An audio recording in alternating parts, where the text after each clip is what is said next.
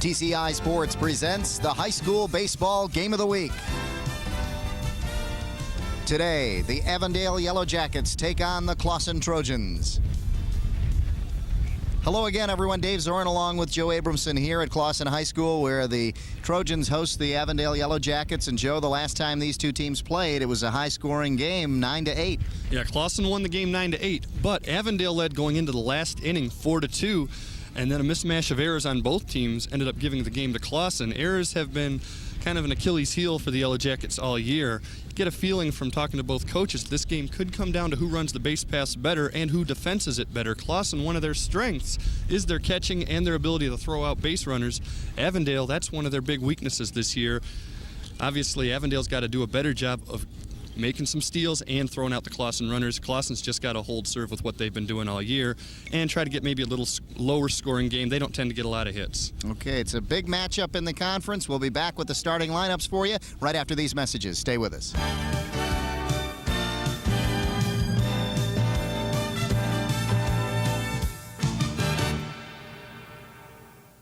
I wrote a letter to TCI because of the kind service and the kindness that was given to me when we needed service. I'm a district manager for Family Dollar stores here in Detroit and Pontiac. And being a district manager over 16 stores, it's important for us to maintain good customer service day in and day out. If you don't give good service to customers, you don't maintain good service, you don't maintain a good company. And TCI, in my book, has certainly represented customer service to the nth degree.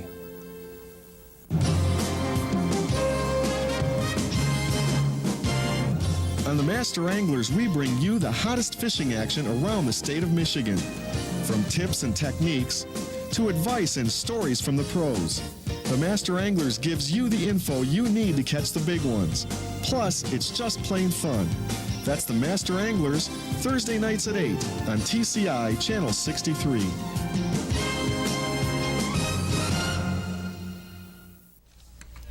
Welcome back to Clawson High School. Dave Zorin along with Joe Abramson here, and a beautiful day. And Joe, we've been waiting for one of these days to get out here. For a while. The weather has finally cooperated with us, and let's take a look at the records for these two teams. Avondale 2-8 in the conference, 2-11 overall. Clawson 6-5 in the conference, and 10-8 overall. And again, the one time they played this year, Clawson with the 9-8 victory. So, and that is not indicative of really what happened in that game. So those are the statistics. The players meeting at the mound right now, the Clawson players, before we get this one started. And we'll take a look at the starting lineup for you for the Avondale Yellow Jackets as they will face the pitcher Rick Blazing. And don't be confused by seeing the dark uniforms in the field and the white ones batting first. Clawson is the home team. Yeah, normally the white uniforms are the home team. Here, let's take a look at the shortstop. Dave Horan will be the leadoff man. Aaron Bartkowiak, the pitcher, will bat second. Chris Lamarve, the center fielder, batting third. Batting cleanup, Dave Brown, the first baseman. And batting fifth will be Eric Smith. Ken Craig to follow in right field. Nick Schwab, the second baseman. Then the catcher, Tom Ferris. And then it'll be the left fielder, Kevin McDaniel, to face that man right there, number 3, Rick Blazing. And defensively, this is how Clawson lines up. In left field, it'll be Scott, center field Barnes, and then Richmond in right. Haver will be at third base. Trail will be at shortstop. Farrell at second base. Cheney, the first baseman. Graham will be catching, and Blazing the pitcher. And Blazing, the sophomore, started the other game against last game, yes, Avondale. Doesn't have any decisions on the year. Hasn't done a whole lot of pitching. Graham, their catcher, a great arm, and even the Avondale people say one of the top 2 or 3 catchers defensively in the MOAC. And they're very concerned with Courtney Thompson. They're very concerned about his team's ability to run on this catcher. What he doesn't know is that Graham jammed his index finger on his throwing hand, ripped the nail completely off. You just can't throw as hard when that happens to you. Yep. That has the Clawson people very concerned. And he has that finger taped up. If you get a chance to look, there is the head coach for the Clawson Trojans, Steve Belowski, on the other side. He's coached for 28 years at Clawson, total of 33 altogether. So he's got some experience over there. And Courtney Thompson the head coach for Avondale here. They're going to take it and picks it up a little too late. I thought the pitcher Blazing was going to let it roll foul, Joe. Well, I'll tell you, he wanted to let it roll foul. Third baseman came up to get it, but it wasn't going to roll foul, I don't think. That was almost a dead ball by the time it got there. Yeah. Although, at that point, you're not going to get him. You might as well let it go and see what happens. Greg Haver finally picked it up, threw over to first, but way too late. So a single for Haran to start. Now we'll see if they try to test the arm of the catcher, Graham. Again, this isn't a team that runs a whole lot. Clawson, on the other hand, when they get on base, they take huge leadoffs. They like to run it a lot. They might even steal home today. Aaron Bartkowiak now to face Blazing. Bartkowiak, the pitcher for the Yellow Jackets. And a throw over to first, just to keep him honest over there. Bartkowiak coming into this game, one of their top hitters at .386 with 2 home runs. Yeah, he along with Chris Lamar. Lamar batting .432 with 2 home runs. Now Clawson, on the other hand, hasn't hit a home run yet this year as a team. Avondale, team batting average .299. They are a good offensive team. It'd be tough to hit home runs on this field with the wind generally blowing in. Here's a check swing picked up by the second baseman, and he's going to have a tough time getting him, and he doesn't. So it'll be an error on the second baseman, Brian Farrell, and Bartkowiak reaches first base on an error. So now first and second, nobody out, and that'll bring up Chris Lamar, one of their best hitters. Yeah, take a look at this. Is check swing, high hopper, routine play. Should have made it right here. And doesn't take a bad hop or anything on him. Without the grass infield, it does tend to come to you a little faster, but still, that's a play you're supposed to make. So 2 on, nobody out for Chris Lamarve, the center fielder. Lamarve, as Joe mentioned, batting at .432 with 2 home runs. And the wind, again, blowing in. So I don't think on this field you'll see too many home runs hit.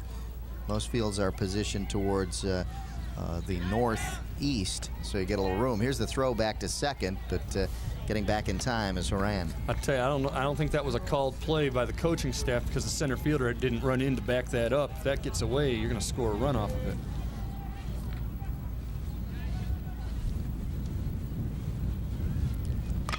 Lamar right down the line. This will bring 2 runs in. Let's see if they hold him up. No, they're going to hold him up at third. That'll bring in 1 for sure, and they hold up the runner at third. With nobody out, Chris Lamar comes up with a big double to knock in the first run of the game. And there you see Bartkowiak at third base, and there you see Chris Lamar with the big double standing at second. Let's take a look. Right down the line, Joey got around on this one. Yeah, take a look. Lamar, the junior player, right down the line, slowed up in the outfield, which I think helped him get to second base, and able to pull the ball right down the first base line. Looked like they might have been able to get 2 runs in, but holding him up, Courtney Thompson just held him up there just to be safe. Ball with no outs. Yeah. And guys at second and third, no chance, you don't take a chance there. Yeah. You can sacrifice him in from here. Yep. And that'll bring up Dave Brown, the first baseman, cleanup hitter. There you see the score. 1 run so far on 2 hits. That is incorrect there. Ball down low. And it's 2 balls and no strikes to Dave Brown, the first baseman. So Rick Blazing, a lot of potential in this youngster. He started last game, hasn't had too much starting experience. He's the only sophomore on their roster. Yeah. But you know that they're looking to him more for the future, as opposed to the last game that we did with Troy and Troy Athens, both teams having several sophomores on their roster, 2 teams that were really building for the next couple of years. This Clawson team is a little more established, and this is the one guy that maybe is going to be the cornerstone in a year or 2. So he got a strike on the last one, 2-1 the count. Runners on second and third, nobody out yet, and they've got first base open here. They're pitching very carefully to Brown, 3-1 the count. They may want to load him up and just pitch carefully here to Brown.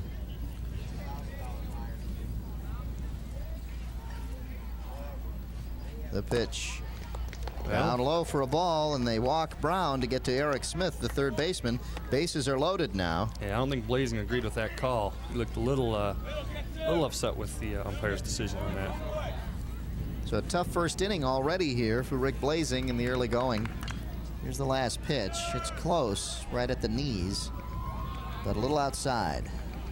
Yeah, well, from that angle, you know, Yeah. you do have a distorted angle. It's not Yeah. dead center. You saw the pitcher or the catcher kind of go out after that one, though, on the outside. This one gets away from Graham as it hits the dirt, and that'll move up the runners as the Avondale Yellow Jackets pick up another run on the wild pitch. Yeah, that pitch previous that could have, you know, it was close. It's one of those things where you teach the catchers how to frame the pitch.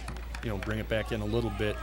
Sometimes, you know, even if your target, you know, if his target's on the inside part of the plate and he has to move to the outside part of the plate, like you said there, to catch it, the ump's going to think it's an outside pitch.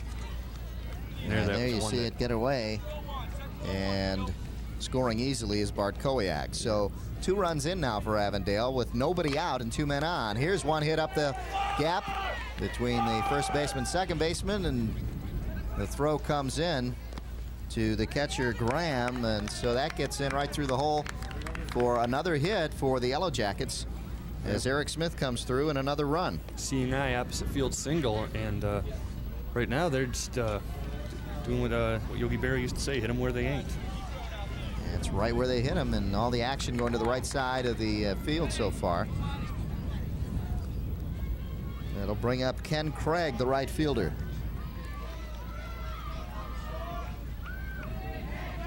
Throw back to first, not in time to get Eric Smith. Smith is at first. Craig the batter, and Dave Brown is over on third base. And if one Throw of these goes back, yeah. Be careful, one gets away. one of these gets away. Yeah. Well, you know, and at this level too. I mean, I remember when I was in high school, we would, if a guy did that and you had any kind of speed on third base, you'd start leading off farther and you'd have the guy take off on those. You could steal home off that kind of play. First pitch to Craig is down low for a ball. So Blazing trying to get out of trouble here in the first inning. Avondale already 3 on the board and looking for more with nobody out. And they don't have any kind of lead off at third base, so I don't think they're going to take off on a... Well, they're going to throw down to second, but it's a well, they faked the cutoff. fake play, and they let it go to second on a bounce.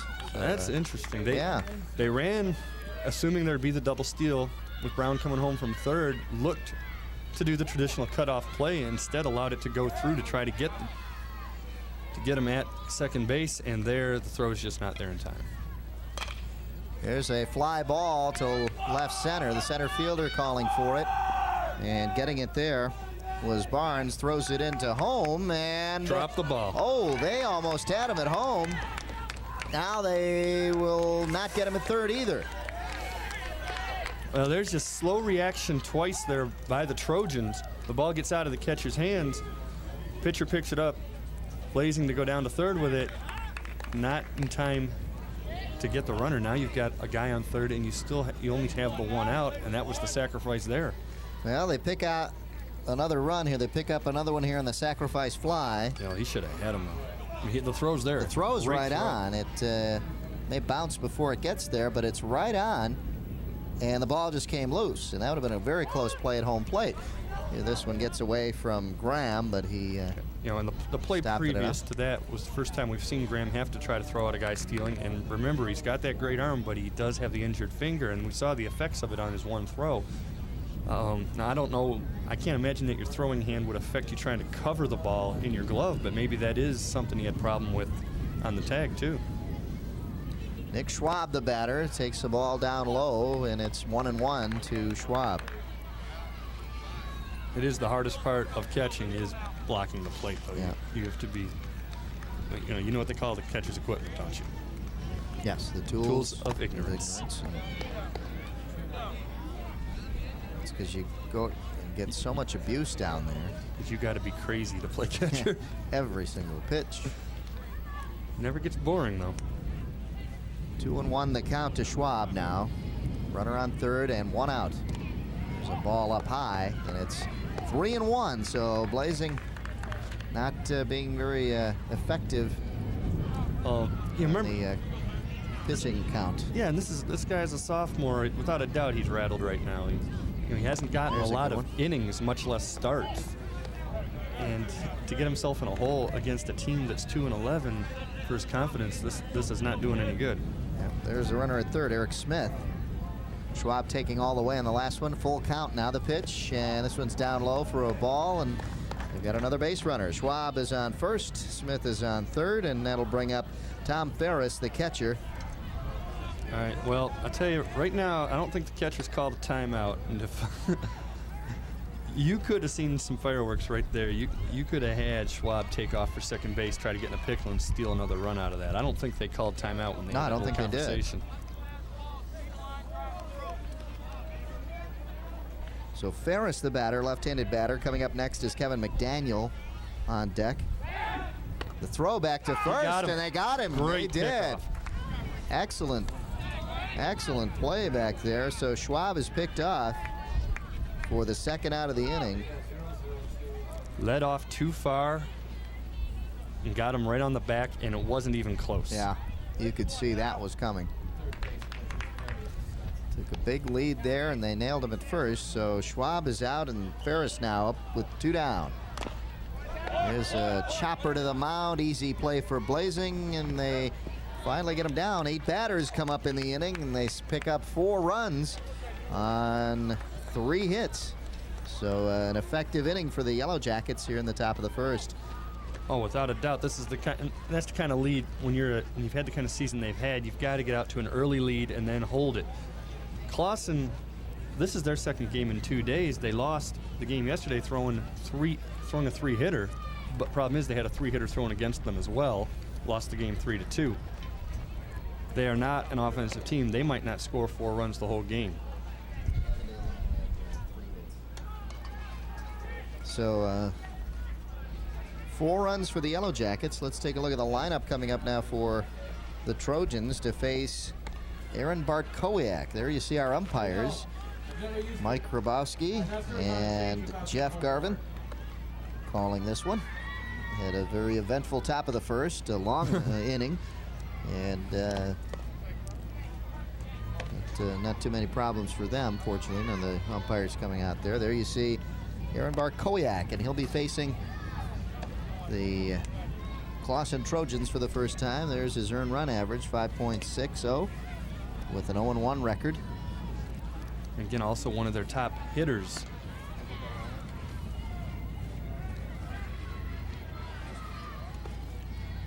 There you see the lineup for Clawson to face Bartkowiak. Jim Trail, a shortstop to lead off. Jim Richmond, the right fielder, batting second. Batting third, Brian Barnes, the center fielder. Left fielder Mike Scott will follow. And then Brian Farrell, the second baseman. Greg Haber, the third baseman. And the bottom of the lineup, Rick Blazing, the pitcher. Tom Graham, the catcher. And the first baseman, Matt Cheney. Brian Barnes, their leading hitter. Here you see defensively, Avondale will line up this way. McDaniel in left, Lamarb in center, Craig in right field. Smith will be the third baseman. Heron will be the shortstop. Schwab at second, Brown at first. Ferris, the catcher, and Bartkowiak on the mound. And Courtney Thompson is very confident in that defense, especially the infield. He says that they're all very solid glove men.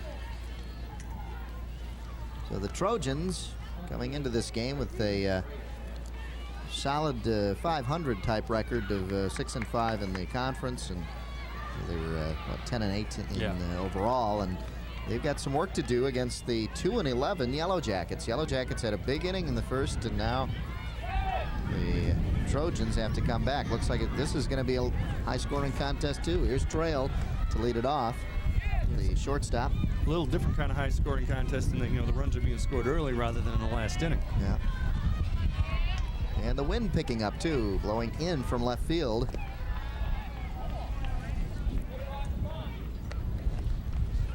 Now again, it's a team that's 2-11. You have to assume that Bartkowiak hasn't had too many opportunities to start a game with a 4-run lead. See how he handles Prosperity. 1-1 now. The pitch to Trail, a strike. So Bartkowiak evening up the count.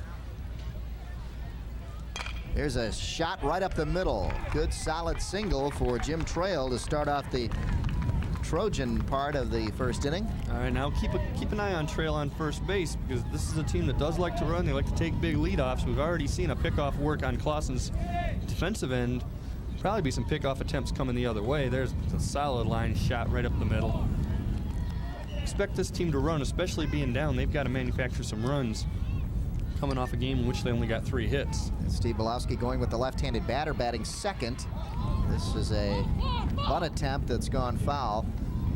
Usually you like to see a left-handed batter batting second so you can pull the runner all around to third base by drilling one down the line. At least you'll play that first third game in theory. Yeah, but you better, if he's got any kind of power and is able to pull the ball, he's going to hit a triple. The right fielder They're is giving him the line. Well, not only that, the right fielder is almost right behind the second baseman. Yeah, they're giving him the line. They're giving him, if he can't pull one over right fielder's head, though, he is playing shallower than the left fielder is. Yeah, he is. He is quite shallow. I guess maybe they might be thinking that wind is going to have something to do with it. Here he pulls it to just foul first base, so they want that first and third game going here. Well, now you got the 2 strikes, so you know there's no bunt coming. Now, there you see Trail at first base. No balls, 2 strikes the count to Richmond, so he's got to battle off every pitch now. Going back to first, that was close. Ooh. Again, they take those. They take longer leads than most teams. Yeah. But when you do it all the time, you're used to having to make that jump back. Trail did not slide back, and that's what made it very close over there.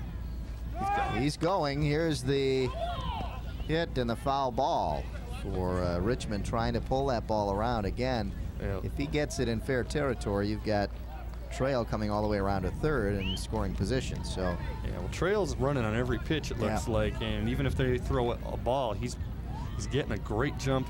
Combined with that huge lead, he's going to get second base stolen. Problem is that the batter cannot take a pitch for fear of strikeout. If it's close, he's got to go at it.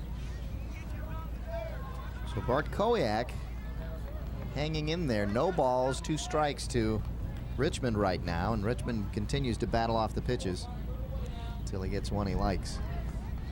There's Trail. Nice size lead. He's going. And again, up in the lights. And that's going to land foul over by the softball, where the girls are playing softball on their diamond. Yeah, and I think he knows if he can just get one up in the air. Yeah, now they've backed right field up a couple of steps. Yeah, and he's moved over closer to the line, too. Yeah. So the right fielder has adjusted. Now there's a gap in right center. Yeah, so usually you adjust your center fielder, too. Yeah, he's been getting around on him, so he might be looking for that. That's a balk, isn't it? Yeah, he got off the rubber. Off the rubber, yeah. So Barkowiak now, still worried about the runner on first, Jim Trail, but he's still hanging in there in the count. He's 0-2 and sitting pretty against Richmond. Swing and a miss, Richmond, but the catcher drops the ball, so he's going to have to throw down to first to get him. And Tom Ferris took his time, got him down, and the strikeout is awarded to Barkowiak. But Trail gets the stolen base. Trail gets second base. That should go as a steal because he was taken off on the pitch. I would think. The error or the throw isn't what got him. Can ask our official scorekeeper there, Ken Phillips. Ball up high to Brian Barnes, the center fielder. Now batting. On deck is Mike Scott, the left fielder, batting cleanup. There's Barnes, 5'9" senior. And the fake to second. And he's getting close. I bet you those umps are watching that balk. Yeah. Possibility of a balk. Barkowiak delivers and gets him to pop it up on the infield. So Barnes pops it up on the infield for an easy second out for Barkowiak. And looks like he's coasting along here in this bottom of the first. With 2 down and a guy on second base, here comes Mike Scott. There you see Trail at second, and here is the pop out. And it's just an easy play for the pitcher to make. Hey, with these big leads that the Clawson players take, Trail leading off a second like that, I'd like to wonder if Avondale would ever try running a pickoff play with the center fielder coming in to cover second base. They're going to try to steal third, and he does. Trail gets in safely at third base, so they've got 2 down, but they've got a runner on third now, and the cleanup batter, Mike Scott. So Clawson wants to come out of this with at least one run. Let's take a look. Not really close. He had a good jump, again, a good lead. And you know what I was saying before, it's a risky thing to do, but if you run your center fielder in, have him cover second, the guy that's leading off doesn't see short or second move. He thinks he's got a lot of room. And if nobody from the bench yells at him, you're going to get him. It works once a year. But, you know. Maybe later in this game. It's a great play. Not just yet. Bartkowiak, 2 balls, no strikes. Pitching here to Mike Scott, and we had a errant softball from the other diamond get over here. Well, I think they owed us one. We just put one over there. Yeah. So Ken Craig, he's a little short on his throw as it didn't make it over the fence there. All right, and Got Clawson. the low flying planes here, Joe. It's kind of like the games you used to do over at Chase Stadium. I used to do. It would be really cool if I'd ever been to New York. I just thought it sounded good. Yeah. Well. There's another ball. 3-0 now, the count. So Bartkowiak now seemed to be shaken up after the steal of third. He was ahead of the count on all the batters and now drops to 3-0. Taking all the way is Scott, so he gets a strike, and it's 3-1 now. And again, trail with a huge lead. Obviously any kind of base hit anyway is going to score him, but there's not even going to be a play at the plate.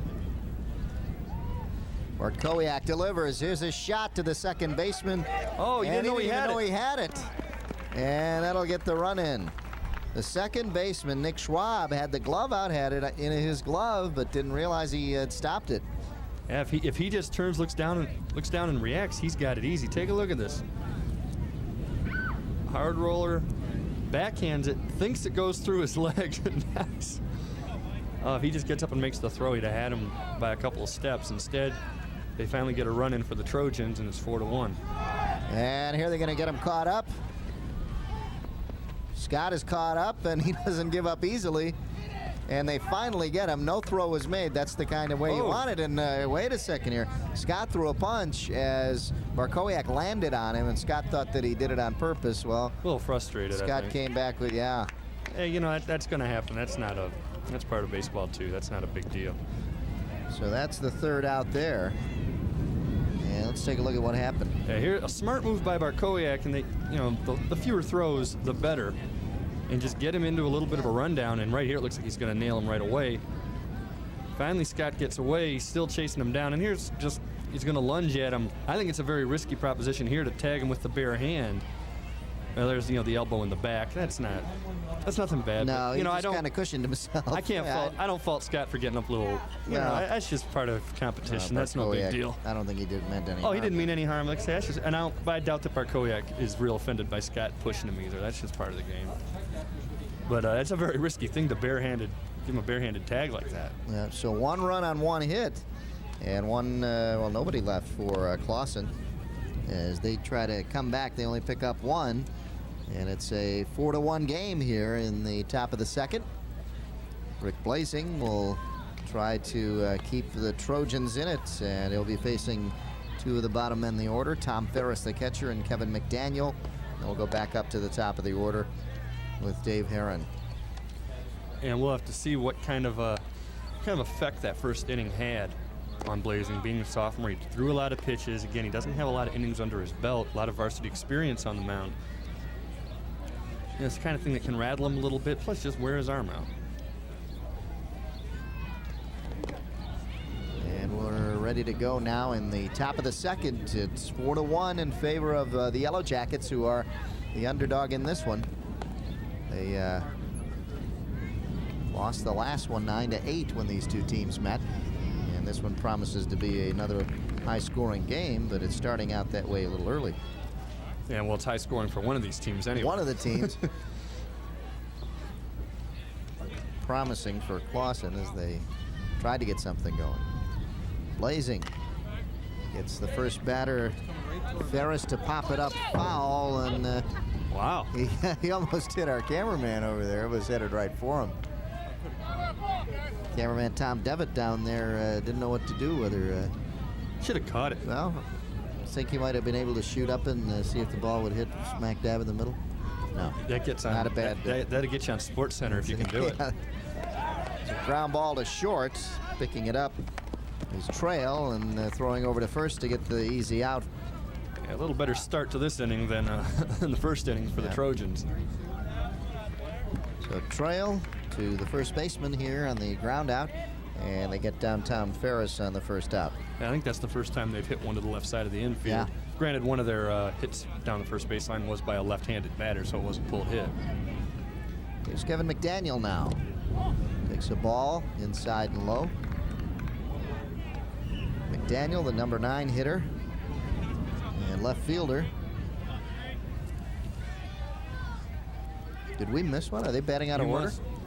Well, either they're batting out of order or you missed one, because that's Dave Herron who's up from 32. Yeah. Did I miss? Okay. You missed one. I'm not keeping score. Dave Herron McDaniel made the last out then. So McDaniel now Herron the top of the order.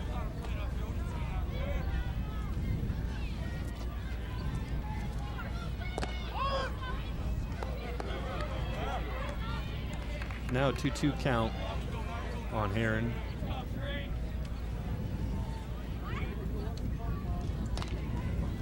And keeps himself alive and almost gets Mark Gomez in the bucket truck. Well, our cameramen are really asking for trouble today. They seem to be aiming for us. 2-2 the count. Just keep it out of the press box. Well, we got the police car right there to protect us if we're in trouble. There's a strikeout as Herron goes down. 2 down, 2 up, 2 down now is Blazing. This isn't the same guy we saw in the first inning. We'll bring up Bart Kowiak. Let's take a look. Right over the middle. Just dropped it in there. Beautiful. Great pitch to hit. There's another one. Comes right back. Throws another strike to Bart Kowiak.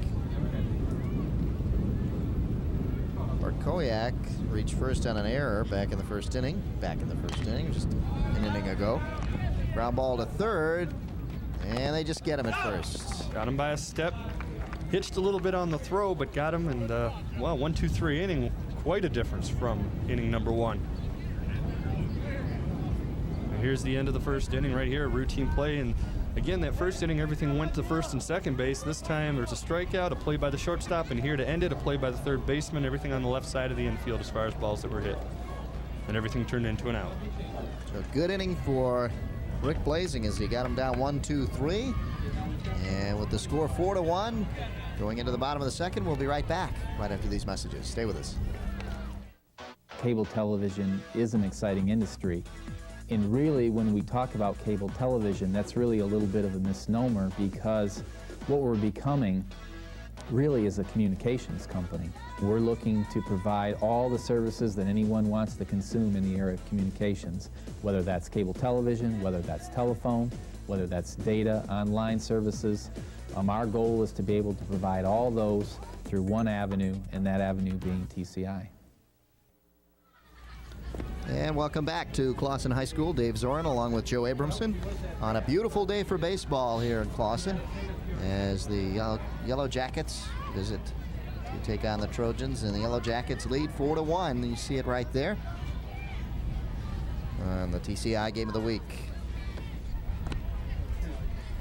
There you see head coach Steve Belowski, 28 years at Clawson, 33 total. I think he's a member of the Michigan High School Baseball Coaches Hall of Fame as well. I think it's a relatively recent induction.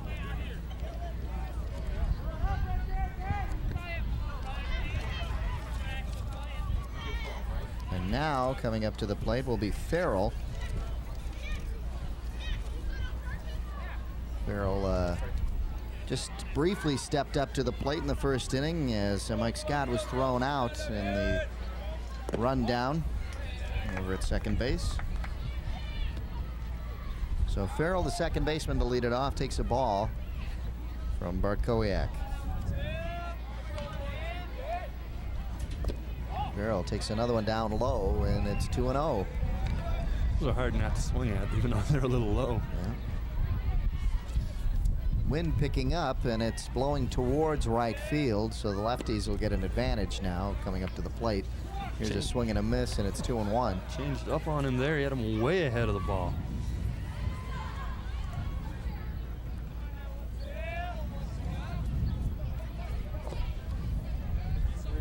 Yep, this is low again. 3-1 the count.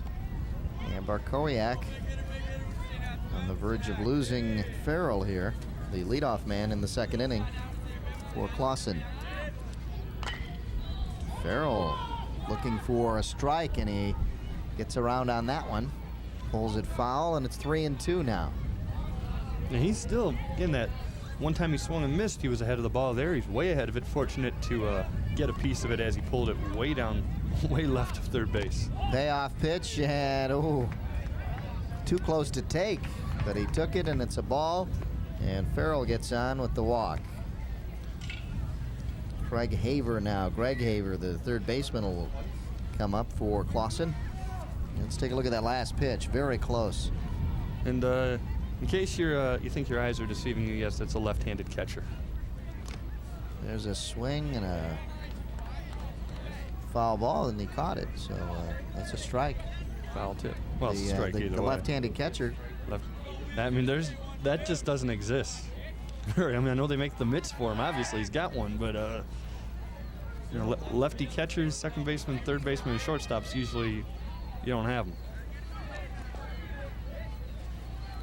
Well, usual or not, he's he's hanging on to those tough foul tips. Oh yeah, well the catching part's not the problem. It's just a matter of where the throw's coming from, and it's hard to throw a guy out stealing when most of the batters are right-handed and you're throwing with your left hand.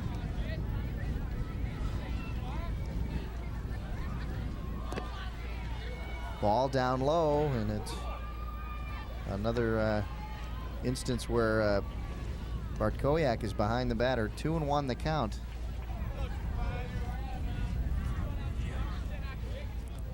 Farrell at first, and they throw over there. Hadn't seen that for a while, and they're still getting those leads. And this Trojan team, again, a team that likes to run, maybe try to lull the Yellow Jackets to sleep and then take off on them. There you see the runner at first in the pitch, and there's a strike.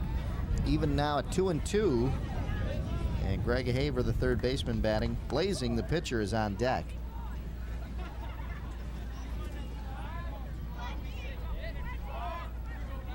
And the throw down in the dirt, and it brings up a full count now to Haver. Well, he went to a full count on Farrell, and now Haver has a full count. So Bartkowiak. You'll see Farrell Pitch in the limit. Here's a little blooper behind the second baseman. He goes back, picks it up, and runs into the center fielder. Nobody's over there covering second. Finally, the shortstop gets over there. Well, man, we got an injury out there as well. Yep. Take a look. Lamarb comes in, and the second baseman, Schwab, goes out, and Lamarb knees him in the head, I think. Yeah, take a look. There he catches it. Comes down. And yeah, right there. Ouch. And, wow. And now manager Courtney Thompson's coming out to take a look at him. Apparently he's fine. A little stiff, but that's okay. Yeah. Something he didn't expect, going back like that.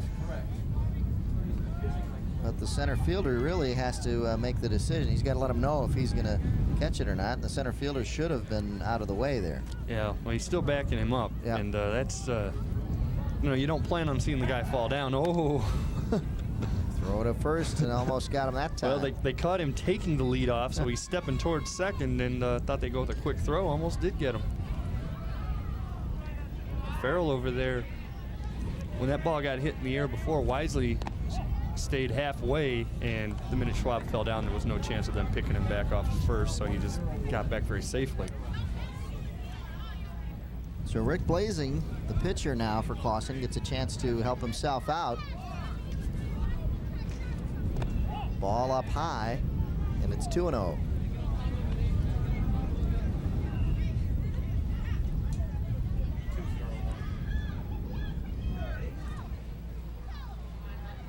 Brian Farrell, the runner at first base.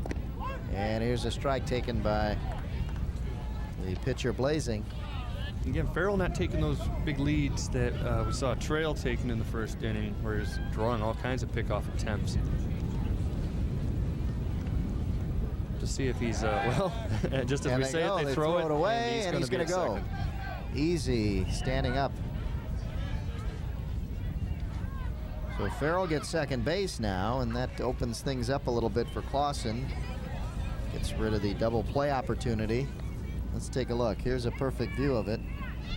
You know, Right underneath them. And the throw was close too. I don't think he was going to have an out there, but it was right there. Threw it underneath him, and easy trot to second base for Farrell. Blazing now gets jammed inside with the ball, and it's 3-1. The count to him with first base open.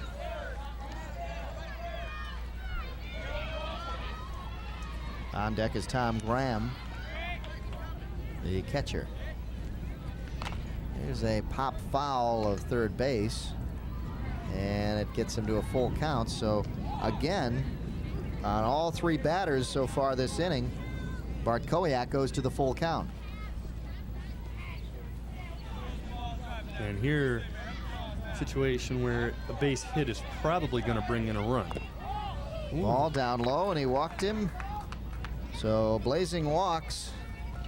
Well, that puts the double play back into factor. And, Yep. And also the double steal now. Exactly. Knowing the Trojans and the way they run. There you see at first base is Blazing. At second base is Farrell. And the batter is Tom Graham, the catcher. Graham takes a ball. Have to see how the finger injury affects Graham at the plate.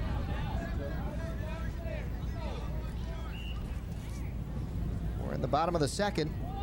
Yellow Jackets lead the Trojans 4-1. And here's a ground ball just past third. Chopper.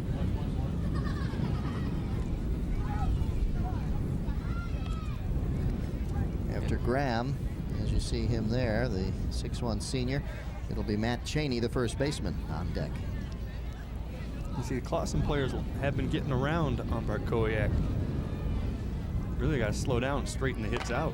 Well, Here's Graham hitting one. This one's foul down the left field line. So they're getting around on Bart Kowiak, but not getting a good piece of it.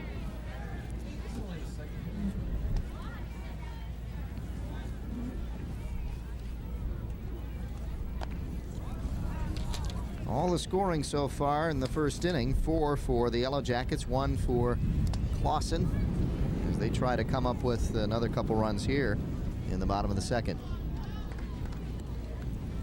and now with 2 strikes on him, Graham's got to protect the plate and an RBI opportunity.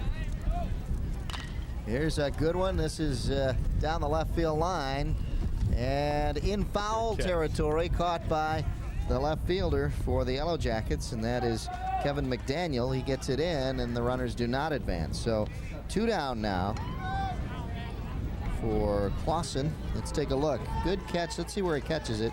Looked like he caught it just foul. No, he's inside. No, that's a fair ball. That's a fair ball. And that's a, you look at the junk he's having to run through out there. Must be the one part of the field that doesn't drain well from the rains. Yeah, that's why I couldn't tell if he was in fair or foul territory. Yeah, that's a good job of keeping your balance and still being able to concentrate on the ball. So now batting, Matt Cheney, the first baseman. There you see, 6'1 senior, This is your number good 9, size. your number 9 hitter. Strike down low, and they've got 2 strikes on him. So Bart Kowiak is thinking, this is the number 9 hitter. I'm going to just blow it by him and go take a seat. I think you take your chances more with the batter than you do with the base runners at this point. Yeah, there's the pitch, outside and high. And he had a pitch to waste there. 2 on, 2 out, and a 1-2 count on Matt Cheney.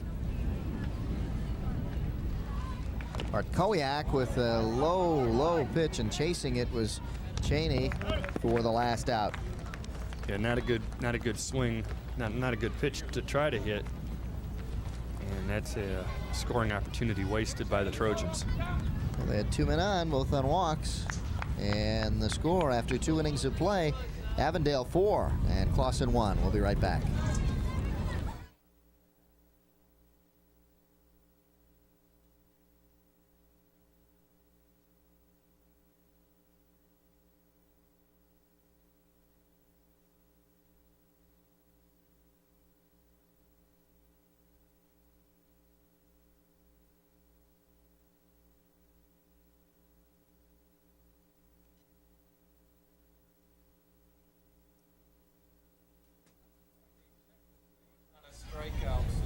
Dave Zorin along with Joe Abramson back at Clawson High School, where the Trojans will try to hold off the Yellow Jackets another time here as we head into the top of the third. Score 4-1, and Rick Blazing on the mound trying to shut him down again. He's gotten out the last 4 batters in a row. Had an easy inning in the second. Will now face Lamarb, Brown, and Smith. Well, he went 1-2-3 in the second inning after a shaky first inning at best. And it seems to have, found a little bit of a groove there now. If you can just keep it going, keep it to a 4-1 game, and hope that your offense can come through, maybe produce a couple of runs. They're not getting guys on with base hits though on the offensive end. They're getting them on with walks. And he hasn't really. I don't know if he's walked anywhere. He's walked maybe 1 guy, I think, or 2. He's got 2 walks so far. Right, but they were hitting him more than anything else in the first inning. First period. I'm watching too much hockey. There you see Courtney Thompson in his second year here as varsity head coach. Played some baseball over at U of M. Yep. And played in the Cardinals organization. Yeah. So a lot of experience right there in that young second year coach for Avondale. Cardinals is a good organization. I liked it. My dad played in the Cardinals organization. So I was wondering why you said that. Here's the first pitch, and it's a ground ball to the second baseman. Easy play for Brian Farrell over to Cheney, and they get the first out of the inning. Let's take a look. This time, routine play at second base, and short-hopped him a little, but made the play. And we saw him in the first inning struggle on one, gave up an error, but after that he's done a good job. That ball does tend to come up again a little harder on you because you don't have the grass infield. There's a pitch down low to Dave Brown, the first baseman, who walked back in the first inning and scored the last run for the Yellow Jackets.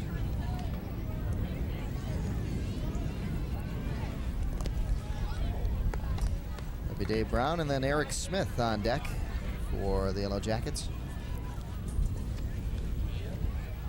So Blazing is now calmed down to retire the last 6 batters in a row. And done a pretty good job so far. Well, there's an innocent bystander walking. 2-1 now the count to Brown. There you see just across the way down the right field line, the girls softball. Well, that looked. There's a ball. 3-1 now the count. Blazing now. Just a little high on that last one. Yeah. It's the kind of pitch you can get guys to chase, though. There's a strike, and it's a full count now to Dave Brown. Brown didn't look like he agreed with that. He wanted to take first base off that pitch. Brown, the cleanup hitter. Let's take a look. Low. Little low, but I think low. that drops at the knees. I think that's a good call. Yeah. Here's a base hit for Dave Brown as he hung in there to the 3-2 count and comes up with a big hit here. The first one of this inning for the Yellow Jackets. 1 on, 1 out, and that'll bring up Eric Smith, the third baseman, who singled in the first inning. Knocked in run. So Eric Smith, 1 for 1, trying to continue the streak for him. Brown not getting much of a lead at first base. There's a chopper that's foul on the third base line.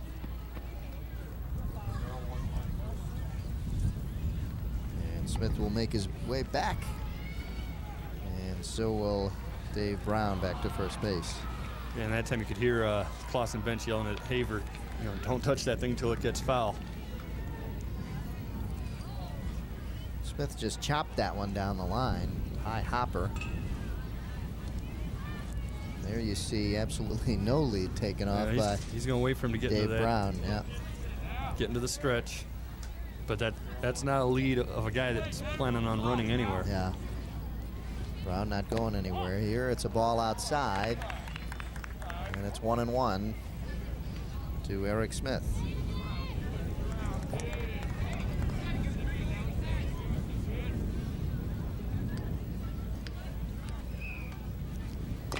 There's another chopper to third. Will he go to second? Nope, he goes to first with it, and they got him. Yeah, that ball. So Smith is out.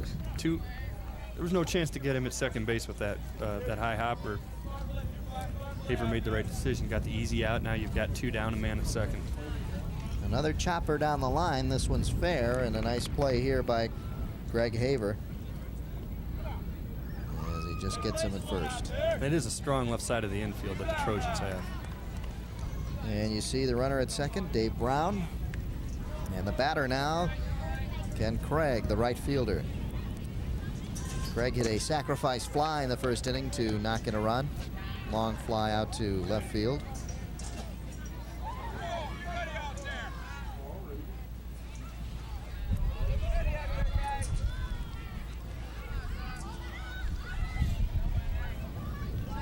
Blazing takes his time, delivers.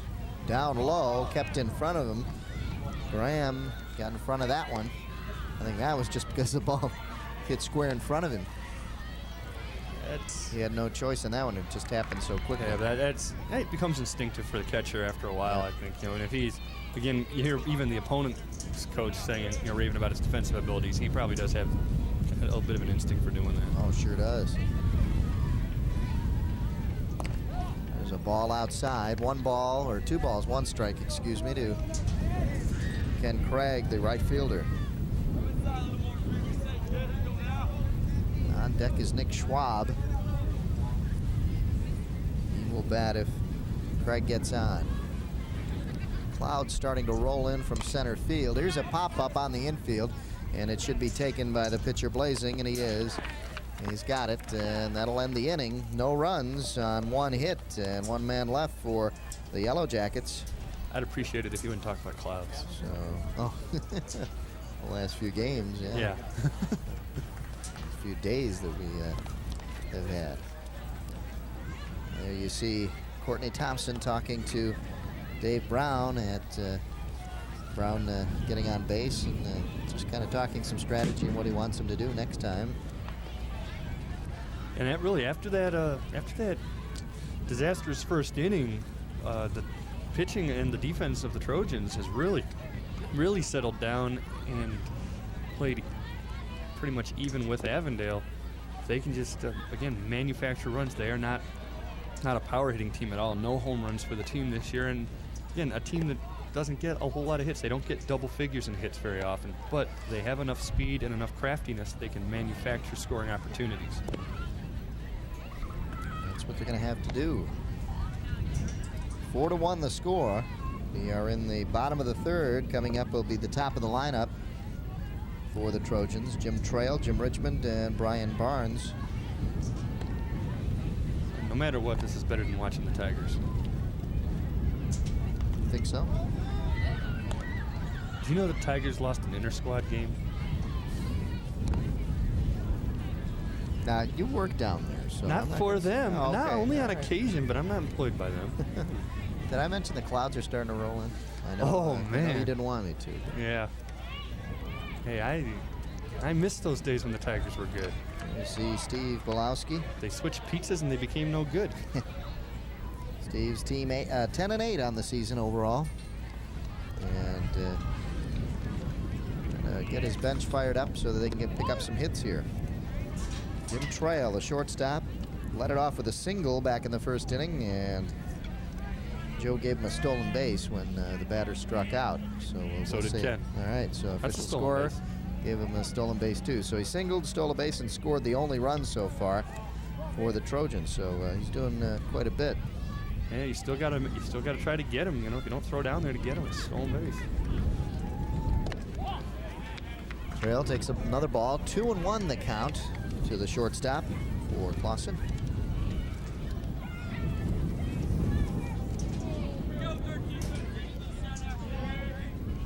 Trail fouls this one off to even it at 2-2. Oh, he wanted that. Yeah, he had one set for left field on that one. He got around on it. So you get those perfect pitches. You hate wasting them. And he knows he knows he missed a great opportunity. I tell you, went from a beautiful day now, and the clouds have just rolled in out of nowhere. There's a shot right up center field, and that's where he hit it last time. Now let's see. This is the guy that was taking all kinds of big leads. Yep. In the Let's first see if he inning. challenges Barkoyak. Barkoyak now into the game a little bit, has warmed up his throws over to first. Let's see what happens. Threw one away earlier. Now, you know, we brought up before about how a left-handed catcher is a liability throwing a guy out. In this situation, it's It no helps. big deal because he's got a left-handed batter. Yeah. So, yeah, this is that rare situation where it's no big deal at all. But Trail going, and he's got it. Easy stolen base for Jim Trail. So 2 hits, 2 stolen bases. again, even though the catcher dropped it for those scoring at home, he was taken off before the catcher dropped it. And he's manufacturing a run. Manufacturing runs. As you mentioned earlier in this inning, Jim Richmond struck out in the first inning and would like to make up for that right now. And now they've, you know, last time we saw the outfield playing him real shallow, still a little shallow, but not ridiculous like it was before. Richmond doing the same thing as last time, tried to bunt and do a little drag bunt, and when he did, he fouled it off last time, popped it up behind home plate. Now didn't get anything on that one. I don't know that I like that anyway. You drag bunt. If Avondale's got this in their defensive playbook, they can get the guy going to third. Yeah, he tries to bunt it again. This one goes foul. And he's got a 1-2 count on him now, so now he's going to have to swing away. Rarely will you see him try to bunt again with 2 strikes. Yeah, I think Got to have a real good bunter up there to bunt with 2 strikes. There you see Trail at second base. yeah, there's. I'm trying to think of anybody that was. Brett Butler could bunt with 2 strikes. Not the one on ABC. No. Never seen that show. Never have either. Here's a shot down first, and a nice play by the first baseman. That's the same as a bunt. Gets the runner over. That's Dave fine. Brown stayed down on it, and they get the runner over. Well, now you've got Trail on third with 1 out, so you don't have to try to do anything too risky here. You can sacrifice him in, but if you can get a base hit, maybe get a rally going. Boy, he didn't want to. No. He lifted his head up on that. So that's a sacrifice for Richmond, since he did hit it on the right side of the infield to move the runner over. Not officially a sacrifice. No, but I don't know. We'll have to talk to Ken Phillips. a ground ball swung at cannot be a sacrifice. It's a Well, fly ball is. fly ball is, but a ground ball can't be. When you move him over? Yeah, it's not. It's never been done. All right. Never. I've never heard of that being a sacrifice, ever. That's an out. It is an out, and That's it's an one at down. bat. I mean, that's an at bat. Yeah. Because I mean, a sacrifice has to be considered somewhat intentional. Of a deep fly, trying to get the guy over, or bunting. There's a ground ball to short. They're going to go to first with it. Gets the run in. Boy, that was closer than it looked like it was Ooh. going to be, isn't it? Wow. I don't know. That was a lot closer than the ref made it, or umpire made it look. Anyway, Trail scores again. He's 2 singles, 2 stolen bases, and 2 runs scored. All the Trojans' runs. Let's take a look. Here, good throw. It's just a good job of base running there. He made it a close play on a routine ground ball. That'll bring up Mike Scott now. We got time Softball out there on the field. When did they start using yellow softballs? I don't know. Wow. First Wimbledon, then softball. Charlie Finley's leaving his mark. There's a pop That's foul. Whoa. Just barely foul down the line. Boy. Looks like it was going to drift further foul, but it just came down and very close to the line. So 2 outs. Mike Scott up, nobody on, as Jim Trail manufactured his own run again. And it's a 4-2 game. So Jim Trail setting up here for some heroics in the later innings. If they keep the Yellow Jackets and shut them down like they had the last 2 innings. Here's a swing and a miss. That swing looked awkward. Might have had him fooled. Probably looking for a different pitch. Yeah, I mean, it looked like he didn't feel confident about it at all. There's a ball down low, and the first one thrown by Bart Kowiak to Scott, and it's 1-2. Scott has to continue to battle up there until he gets the pitch he wants. 2 down, nobody on for Clawson. They trail by 2. And look at this. Scott hits a line shot, but right at the center fielder. And putting it away there is Chris Lamar. That'll do it for the Trojans in the bottom of the 3rd. They pick up a run on 1 hit. And nobody left on base. And the score at the end of 3 innings. Clawson Trojans trail the Avondale Yellow Jackets 4-2. We'll be right back with the 4th inning right after these messages. Stay with us. I think that our industry will definitely see an increase in interactive services, bank at home, shop at home. We already basically have, some of those services available.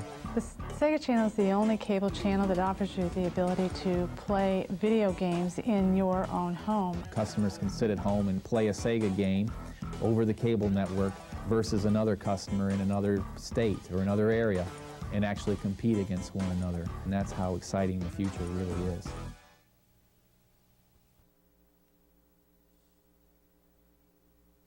Welcome back to Clawson High School. The Clawson Fields, I should say. High school's down the road. And let's bring it up right now. How many innings do you need for an official game in a high school game? 4?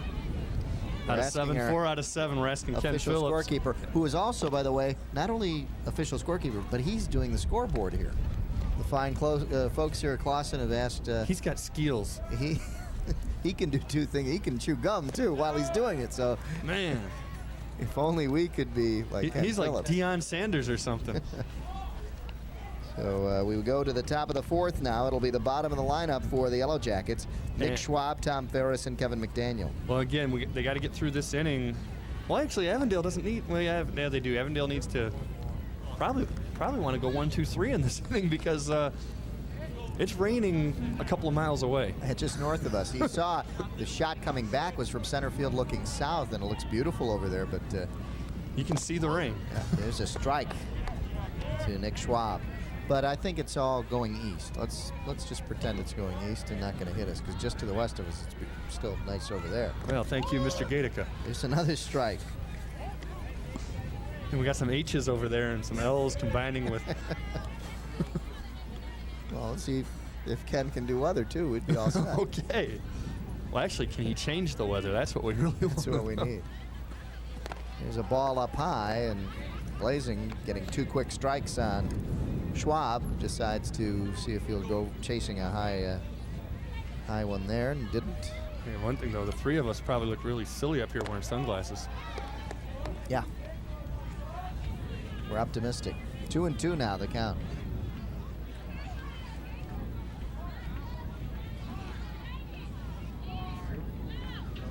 Blazing delivers, and a foul line shot down the first base side. And still keeping the count at 2-2. So Blazing got a hold of him early with a no ball and 2 strike count, and now as Schwab works it to 2-2. Yeah, well, Schwab was a little late on that last one, decided at the last second to swing, and now. Yeah, and a change up there got him. So a strikeout. And that's the second one for Blazing here to start the 4th inning. So Blazing has only allowed 1 base runner since the bottom of that first inning when he got the last out there, so he has done a nice job in the last few innings. And here's the last pitch here. Definitely gotten his composure. Changed Look up at on that it. thing. That's a great pitch. Here's a chopper to second. Easy play. And here's another guy who, after the first inning, has gotten it together. It's Brian Farrell, second base, made a couple of, they're routine plays, but still, you got to make the plays, and he's been doing that since then. And again, the ball is hopping harder off of a dirt infield, and not much dirt actually. It's almost like there's just a layer of gravel over the foundation. Farrell, yeah. So Blazing doing a nice job now. 2 up, 2 down, and it'll bring up Kevin McDaniel, the number 9 batter. McDaniel pops this one foul. One good thing is at least we're not playing this game at Avondale, because I bet their field's wet. The wind now coming in. It was blowing out towards right field, and now it's coming in towards us. And that's where the rain is coming. So let's hope that it continues to go east and not south. But the way the clouds are going, they're going southeast, so we may luck out on this. May get some sprinkles out of it. 1-1 the count to McDaniel. Here's a hop up to center field, and right there to get it is Brian Barnes, and that'll do it. 1-2-3 inning for the Yellow Jackets, and the Clawson does a nice job in getting him down. Blazing does a nice job. And Blazing's really been a tremendous pitcher since the first inning, and here pretty much a routine play for the center fielder. And now he's gonna lunge for it a little bit. Well, I think the wind is playing a little bit with the ball. In the last 3. Well, this is the inning that makes it official. Yeah. This game. In the last 3 1/3 innings, Blazing has only allowed 1 hit, so he's done a great job in shutting down the Yellow Jackets after that first inning. He calmed down. Kind of the Jack Morris type problem that Morris used to have. Very tough in that first inning, but then he'd calm down. And wow. Does that mean that he's going to transfer schools next year? And the year after that? Hey, Joe, you've got a lot to do with this. The Macomb-Oakland All-Star High School basketball game. This year from the Lepley Sports Center, and the last game that will be played at Lepley. At Lepley, as they have a new sports complex coming up. Tell us a little bit about the game, what we can look for. It's going to be the game itself, if you want to see it live, is Saturday, June 15th at Lepley. The girls' game is at 3 o'clock. The boys' game is at 5. But if you want to see it again, it'll be on TCI. Right, and we have some guys. Rashad Phillips from the area will be in it. Dan McGrath from Brother Rice. Some of the guys we saw at the 3-point and slam dunk contest. A very worthwhile it's a charitable event. Very, very fun event. A lot of dunks, a lot of 3-pointers. Occasionally some defense. And I know the guy who's putting that thing together. So and then get you a ticket or two. Yeah, maybe I can get in there. Yeah, if you want. Tickets are $5. Student tickets are $3. If you're under 5, it's free. So what a guy. Bring Junior with you. I'll bring Junior. Brian Farrell to lead it off, the second baseman. He walked back in the second inning to lead it off then. Farrell takes a ball inside, a little chin music, as they say. That's right. The pitchers like to do that. Try to back you off the plate and then work with it on the outside. I had a guy when I was catching one time, we called for a brushback pitch. Guy hit a double. Threw it right at him, the guy hit a double. You don't see that very often. No, he was thrown at his chest, and the guy just turned and got out of the way and drilled it. It was amazing. Swing and a miss, and it's 1-2 now to Brian Farrell here to lead off the bottom of the 4th against that man right there, Aaron Bartkowiak. Clawson trails 4-2 against the Yellow Jackets. Here's a fair ball, and no, they call it foul. It hit his foot. It did, and you could see Farrell kind of wondered if he should run or not, but run till the umpire called it. So like the saying in football, keep going till the whistle blows. Run till the whistle calls time, or run till the umpire calls time. Yeah, right on the inside off his of the knee. Foot. Yeah, might have gone off the knee too. The ump's got to make that wide signal or yell, and we can't hear from up here whether or not he yelled that it was foul. You see the count, 1-2, ball up high, and it's 2-2 now. to Farrell. It'll be Farrell, Haver, and Blazing to face Bart Kowiak here in the bottom of the 4th. He keeps himself There's alive. another pop foul, and hanging in there is Brian Farrell, the second baseman. And a fan from Ishpeming caught that one. All the way from Ishpeming here because they wanted to enjoy this beautiful day. The rain chased him down. You're supposed to keep that Ernie tradition of picking cities, you know. Should we do that? Well, I leave that to Ernie. He's done such a great job. That's I true. hate to That's true. intrude on a Hall of Famer. Yeah, well, you know, he does not. Do you think would he even know? Okay. Probably not. Oh, okay. It's more like a tribute. Yeah. Farrell hits a little number. This is probably right off the end of the bat, and they get him easily at first. So Farrell grounds out to the pitcher. 1-3. Let's see if he just even got this at the end of the bat. It just took a weird bounce. Right. Couldn't tell. Right. That might have stung. Strange. It spun. That might have stung a little bit, yeah. too. So Greg Haver now, the third baseman up, and this was fouled right over our booth. And onto the track, the stands behind us, as we could see it. So 1 strike to Haver. Haver flew out to the center fielder back in the second inning.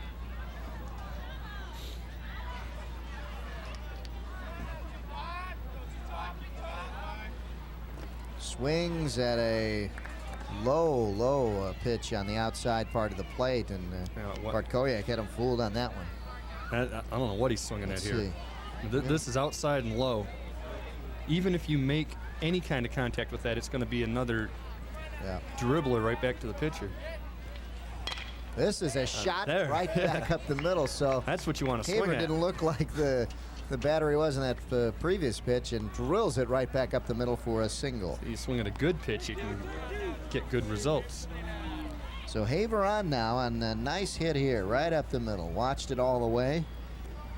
Now let's see what kind of speed he's got. And Rick Blazing, the pitcher for Clawson, will come to bat now. There you see Haver on first, and they throw he's over got there. The lead, and it's very close. Ooh. Avondale winning, and they know that the Trojans take some big steps and leadoffs over at first base, and they're going to go for it. And they do it again. They're getting close. So Blazing's wondering if he's going to get a pitch. On deck is Tom Graham, the catcher. Blazing walked his first time up and was left stranded. They're stealing second, and they got it. Yeah, well, I don't. There's no way you're throwing anybody out that way. I think they've thrown, Courtney Thompson told us they've thrown 3 guys out all year out of something like 45 attempts. Yeah. All right, now I don't know if you're going to see the catcher here. Watch this. You hop right there. They can teach you this. Every baseball camp you go to, they will teach you this as a catcher. Every hop you take is 2 steps, maybe almost 3 steps for the base runner. You can't get anybody taking hops. Farrell going to third, and he's got it. Yeah, that's just... or excuse me, that was Haver. Haver with his second. So 2 stolen bases for Haver. He's ready to score now. And again, manufacturing runs. That's what they've done here. And they could bring it to 4-3 down. Let's take a look. That slid right underneath the tag. Yep. Throw wasn't there anyway. Yep. And again, he's also reading the pitcher. You get the big lead, you take off the minute the pitcher starts to kick. You know, it's it's not that hard to get to third. Now Blazing has a chance to help himself out here as he takes the ball. 3 balls, no strikes to Blazing, and looks like he's going to get something to hit right here. Let's see if they go for it. Wonder if they try to steal home. Stolen everything else. Yeah, they might if that ball gets away. Well, yeah, that's not a steal. Yeah, I mean take off now. Yeah, I know. They might.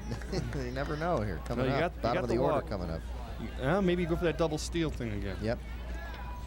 So runners in the corners, first and third, and Tom Graham, the catcher, up. Graham flew out to left field his last time up. This time hits it down the first base line and right over the first baseman's head. It's foul. And 1 strike to Tom Graham.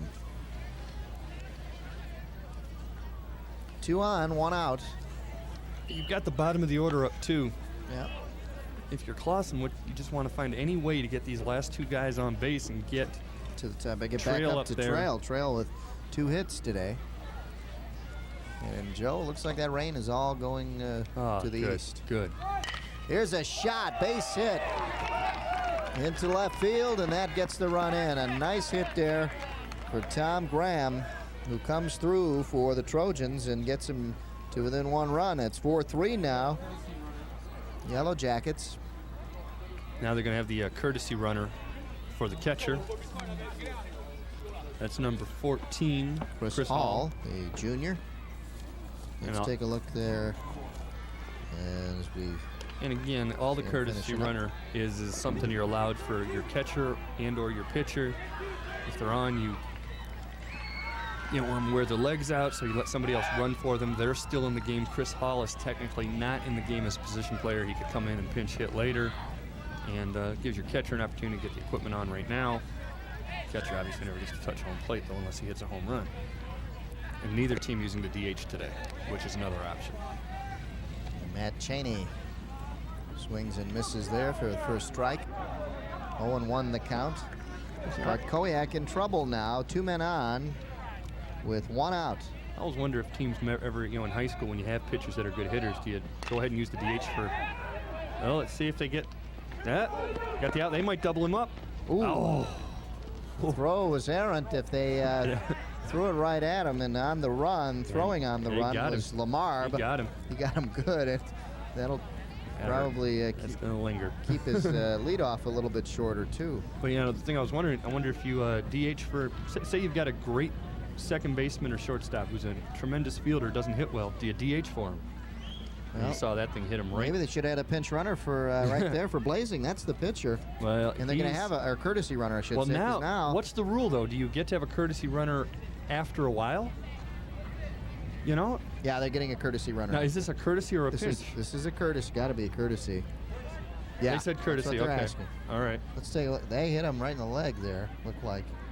Oh, that's your pitcher, and That's what I was wondering when you said they took the catcher out. Yeah. I was wondering they had the pitcher on third Yep. on second base. And, he's probably a good runner, though. Yeah, but he's the one you really want to save is your pitcher because he's pitching so well now.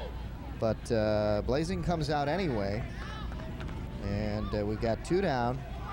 Your courtesy runner is number 1, Brooks Gay. Brooks Gay, and Gay is escorted back to second base by the pitcher. So 2 down, 2 men on, A couple of courtesy runners. and a couple of courtesy runners, and Avondale doesn't want to be courteous anymore. They want to get him out right now. You got the best hitter right now today for Clawson up, Jim Trail. Trail 2 for 2, 2 singles, 2 stolen bases, and 2 runs scored.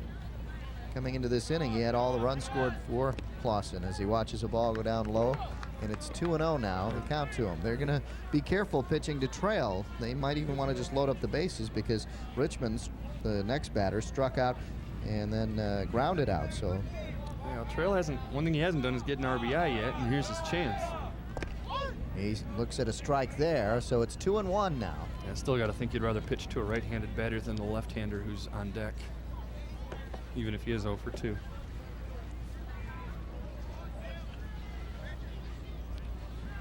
Bartkowiak fakes the throw to second. And just keeping the runners close as they can get. They don't know that Clawson takes the big lead, and they do have it again. Ball up high, and it's 3-1 now. The count to Trail. I've got a feeling they would be happy in just getting Trail out of there, maybe just giving him a walk, because again, they have had success with getting Richmond out. Well, let's see. They're going to throw to second, Ooh. and he gets back in time. So Gay is back in time. Risky stuff Yeah. doing that. And center fielder better be ready That's coming up, and he was. Lamar, a good heads-up player right there. Boy, if Trail can go opposite field here. There's a strike, and it's a full count now. So a little bit of drama coming up here. 2 outs, 3-2 count with 2 men on, and this could really help out the Clawson Trojans here, or Bart Kowiak can help himself out. And we said that Trail was setting himself up for some drama here, and he does. A base hit over the second baseman. This will tie the game, and they'll have runners in the corners. So Jim Trail continues his streak with another single, 3 for 3, and he got his RBI, Joe. There it is. Now he's filled out all those columns in the box score. In a tie game, right center field gets the run in and has the go-ahead run on third base. And again, you want to get that lead just in case that wind shifts on you, and makes again get end of this half inning makes it an official game. So runners in the corners now, and it'll be Jim Richmond to take on Bart Kowiak. Richmond has struck out and grounded out. Well, I think here you definitely send Trail on the steal to try to make them intentionally walk. They go, they throw, and why don't they send the runner here? Well, he's safe at second, and they do get the run, and they do get the lead. So it works. It works, gets him the lead, and now you've got Trail on second, you got first base open, and do you pitch around this guy or not? Set up the double play? Because if he does, if the percentages play, there you see him get in there. The third stolen base for Trail after the third hit, and just in time. And they work. They get the runner across. Too late to throw to home. And it's a 5-4 game now. So Avondale hanging on to that 4-run lead for too long. He's stealing third? Well, I don't think that's a steal. Because that might have been a pass ball. I think he took off after the pitch. Or a wild pitch, whatever. Yeah, it's such a big lead that he could stroll in. So Trail helping manufacture another one.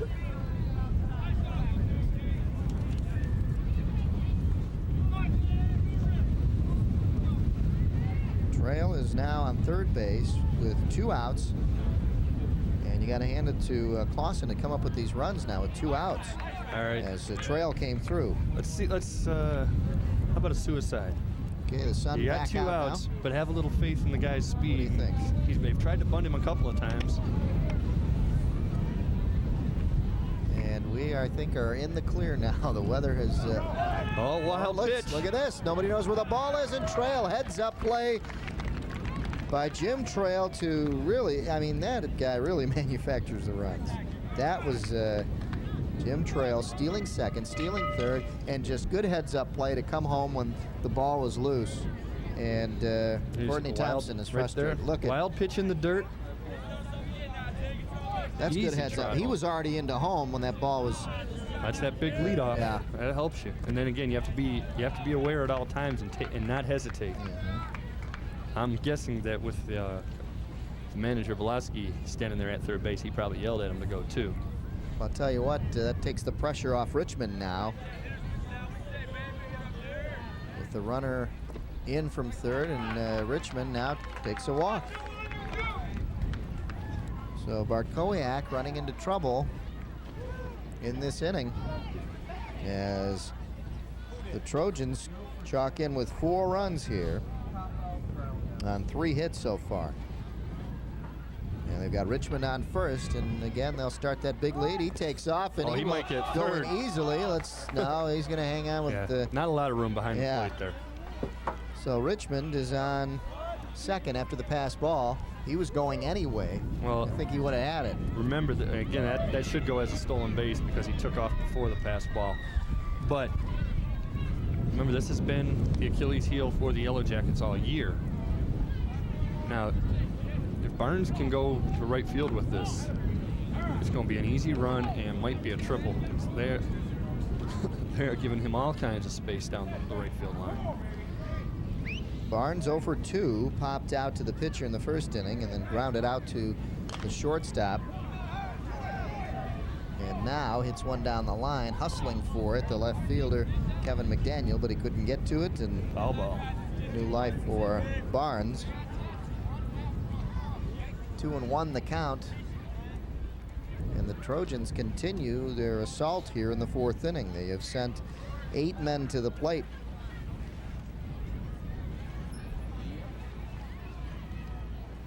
So the tide has turned. A big first inning for the Yellow Jackets in which they scored 4 runs. And then Clawson just little by little until this 4th inning. Well, and have again, exploded. this is a team that the first time they played, Avondale had the 4-2 lead going into the last inning. Well, here they led 4-0 after 1, and all of a sudden it's 6-4. It's deja vu all over again. Yep. Barnes, a chopper to short. And Heron gets it over to first in time for the final out of the 4th inning. But a big inning it is for the Trojans as they send 8 men to the plate, scoring 4. And they score 4 big runs on 3 hits. So that'll end the 4th inning, and we'll be back with the score 6-4 in favor of Clawson. We'll be back with the 5th inning right after these messages.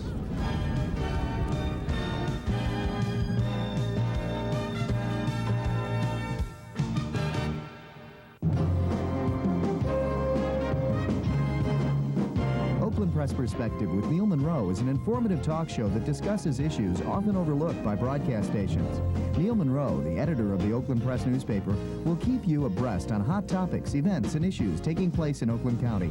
So for news you can use, join Neil Monroe every week on the Oakland Press Perspective, Friday night at 8:30 on TCI 63. If you wish a video cassette of TCI Sports, the cost is $25.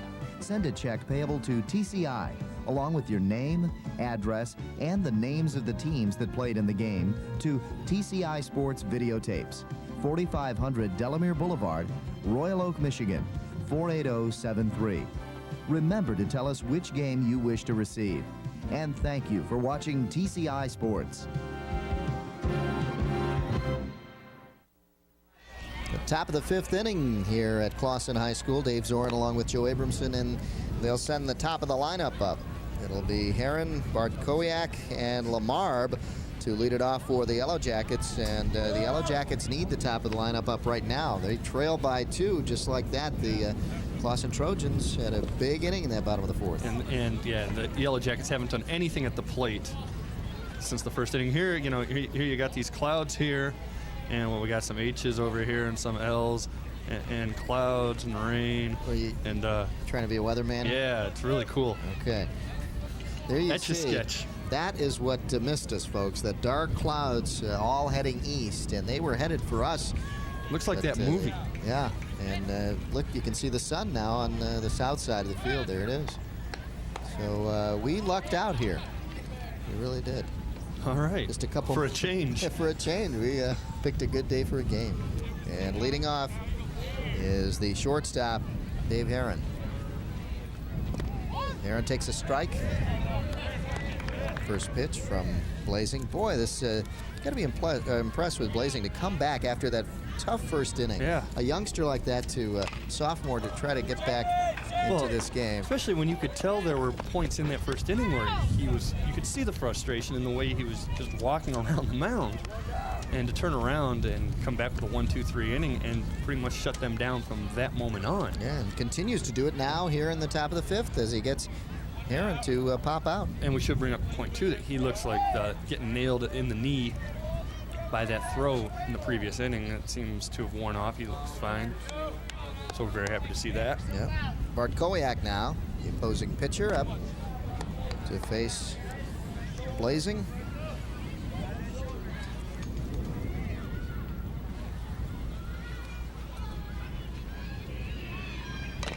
Chopper right back to the mound. Blazing looks like he's coasting again. Grounding out. Cruising. 1-3. Not even coasting, he's cruising. Yeah, and now it'll bring up Chris Lamar. Let's take a look. He's got him fooled. He's nibbling on that outside corner, and they're just hitting little soft taps right back to the mound. When you're the only sophomore on the varsity, you're there for a reason. You know, they're not going to pull a sophomore up and not use him because he could get his experience down on JV. And I would think that based on this, he's going to get more innings pitched for what's left of the season. He's been playing mostly as a position player. He's doing a great job on the mound. Blazing. 2 balls, no strikes now to Lamar. Lamar got a double back in the first inning. There you see Courtney Thompson coaching third base.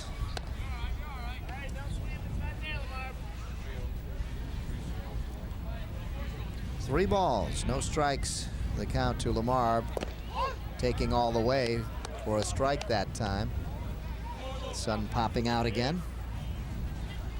So I think now we got it. I think we got it for good now. Sun comes out, so now you take your sunglasses off. Swing and a miss. I had him off earlier. I know. Full count now to Lamar, who's 1 for 2. Again, doubled back in the first inning, and now looking for his second hit. Chopper over the pitcher, and a tough play at second coming over. Yeah, that handcuffed him right there. He didn't know.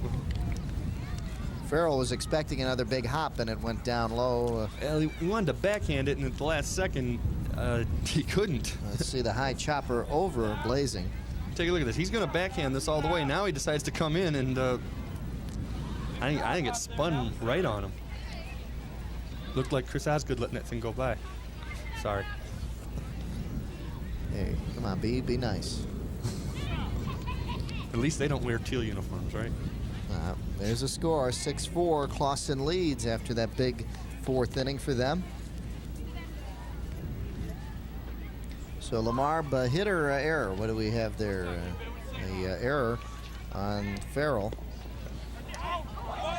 So he still continues to shut him down. Only one hit in those innings, as we see.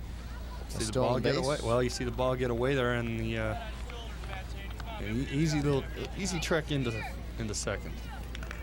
Take a look on the pickoff play right here. He's gone. We've seen this a couple times today where the guy's taken off on the pickoff attempt, and here the ball gets away. Not a good throw into second base. Yeah.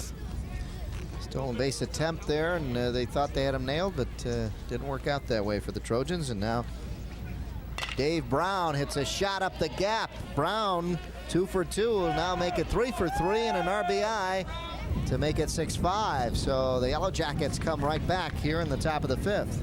Went shopping at the gap. Brown actually had a walk in the first inning, and so he's 2 for 2. Let's take a look. Actually, when it doesn't go all the way to the wall, it's shopping at the gap for kids. That gets the run in, and it's a one-run game. So Brown 2 for 2. 3 for 3 on base percentage, I should say. And here's a hit to right field this time. Brown will hold up at second.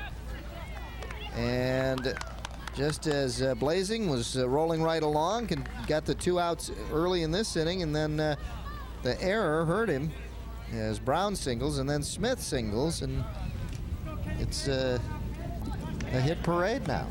Here you go, short right center. Not able to get the runner over to third. Well, with 2 outs, I don't think you want to take that risk here. He's still got a chance to have a little bit of a rally. So 2 down, Ken Craig the batter. Craig hit a sacrifice fly his first time up, and then popped out to the pitcher his last time. Yeah, good job by Graham there to block that pitch a little outside.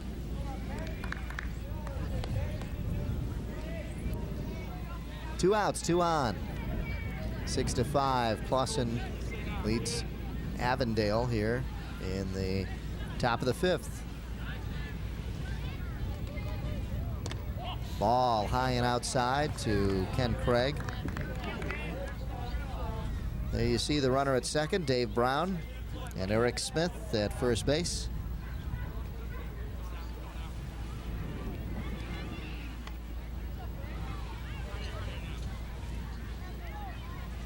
Blazing, good hard fastball, gets a strike in, and it's 2-1. Let's go back to what's been working for you the last few innings. Got the first 2 batters out, no problem, and then the error allowed the base runner Lamar on, and he eventually scored on the hit by Brown. That's where we stand, 6-5, 2 men on, and 2 outs.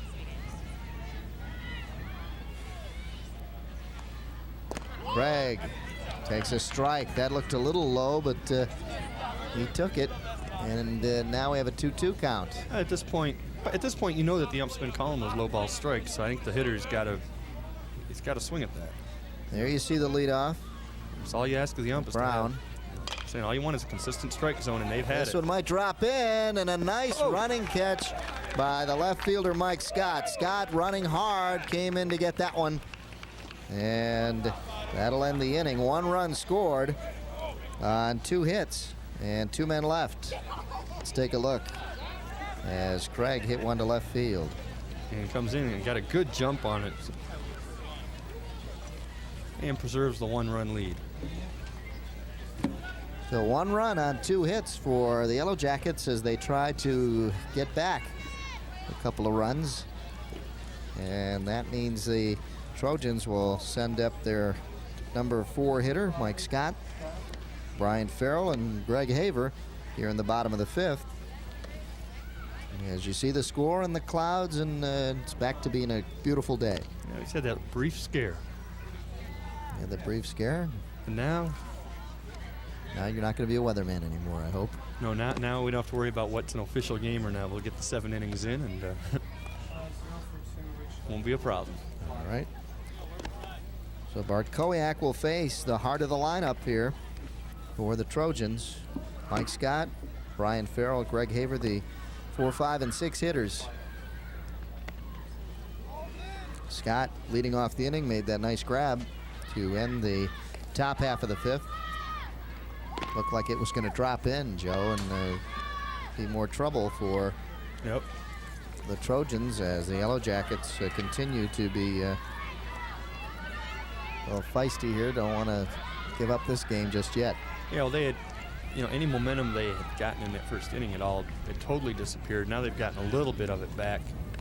You have to see if Clawson can maintain their hitting groove that they've had over the last few innings.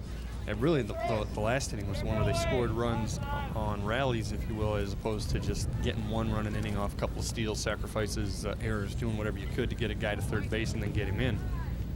Now you have to see if they can try to get another inning like that together. Here's a ground ball picked up by the third baseman, and the throw is low. Good scoop, but not in time.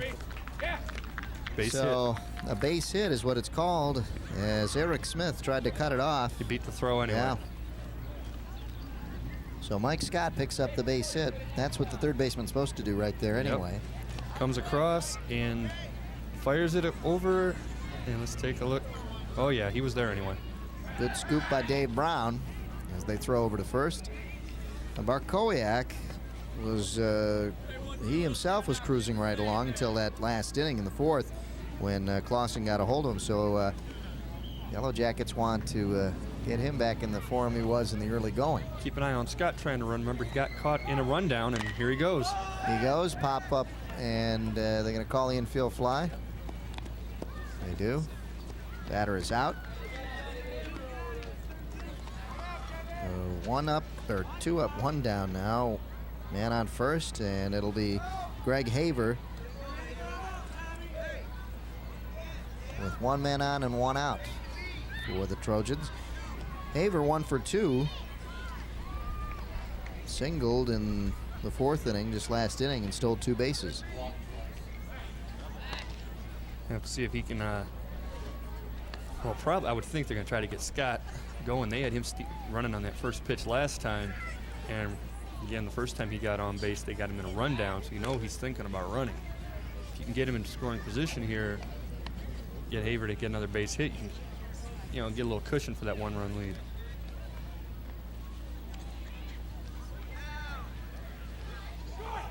Haver takes his first pitch and drills it down the line and left, and almost getting to it. Good hustle down there.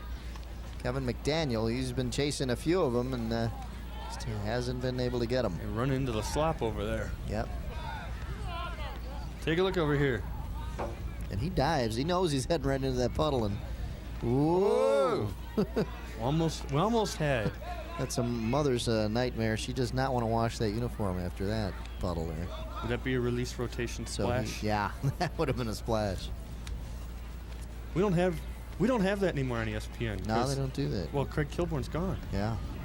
Heartbreaking day when that happened. Craig Kilborn, the man who sounded a lot like Dennis Miller. You thought so? Definitely.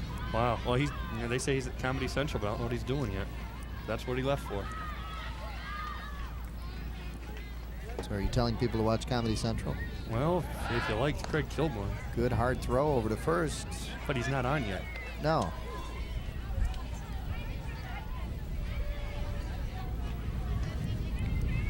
We're in the bottom of the fifth here at Clawson. Yellow Jackets trying to get back in this one. Ground ball to short, going to have to go to first, and they do, and a good heads-up play. Safe at first and safe at third. Good heads-up play by Mike Scott to just keep going. He never hesitated. Rounded second and just kept going, knew that the throw was going to first, and said, well, I'm just going to take off and go to third. So, you know, he never hesitated at all, and I'm telling you, I think that, let's take a look at this. Could he have just held on right here? If he holds on here, does he make the tag? Probably not. Might have been able to get Scott into a rundown, though. Instead, you've got guys at first and third so with another one out. single.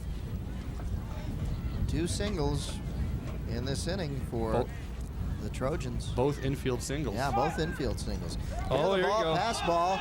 Not much room here, and he's still going to get in. And the ball was thrown by the catcher. Bartkowiak didn't go after it. And everybody moves up. Pass ball or wild pitch? Wild pitch. Wait for the official call on that. So Scott, just like Trail, manufactures a run by good hustle. And you've got another chance now with the man on third. That's a wild pitch. That's outside. Anything in the dirt's wild. And here, easily. But this is a throwing error on the catcher. That's a throwing error on the catcher, and that allows the runner to go to third. And you've still only got one out. One out, man on third. Here's Blazing, who has walked twice. Back in the second and the fourth innings. We may see Jim Trail bat in this inning again, the way the Trojans are going. Here's a ground ball between, right through again, right through the infield. A tweener. And are they going to courtesy run this time for Blazing? So Blazing picks up his first hit in RBI. And the Clawson Trojans pick up another run. They're going to run for him. They're going to run for Blazing. You see this thing get right at the only spot where it could have gotten through. And this time, they're not going to mess around. They're going to pull Blazing out for the courtesy runner right away. Yeah. So the score 8-5 now, as we see the runner at first and our pinch runner. That's Brooks Gay. Is Brooks Gay again. Gay pinch ran for Blazing back in the fourth inning, just last inning, when Blazing was hit on the throw from center field. Tom Graham, the catcher now. He's 1 for 2 with a single. The throw back to first. Ooh. Good throw gets him. Yeah, had that been on the left side or the right side of the first baseman, if it didn't hit the dirt, if it doesn't get, ooh, man. Yeah, if it just was thrown over to that side. A little higher, yeah. Might have had him. Runner goes, batter swings, fly ball deep left center, and getting back is Brooks Gay. So 2 down now on the fly out to left field by Graham, and this will bring up Matt Cheney, the first baseman. Number 9 hitter. There you see the left fielder, Kevin McDaniel, going back for that one. It's been busy today. Yeah. And Brooks Gay at first base. The batter, Matt Cheney.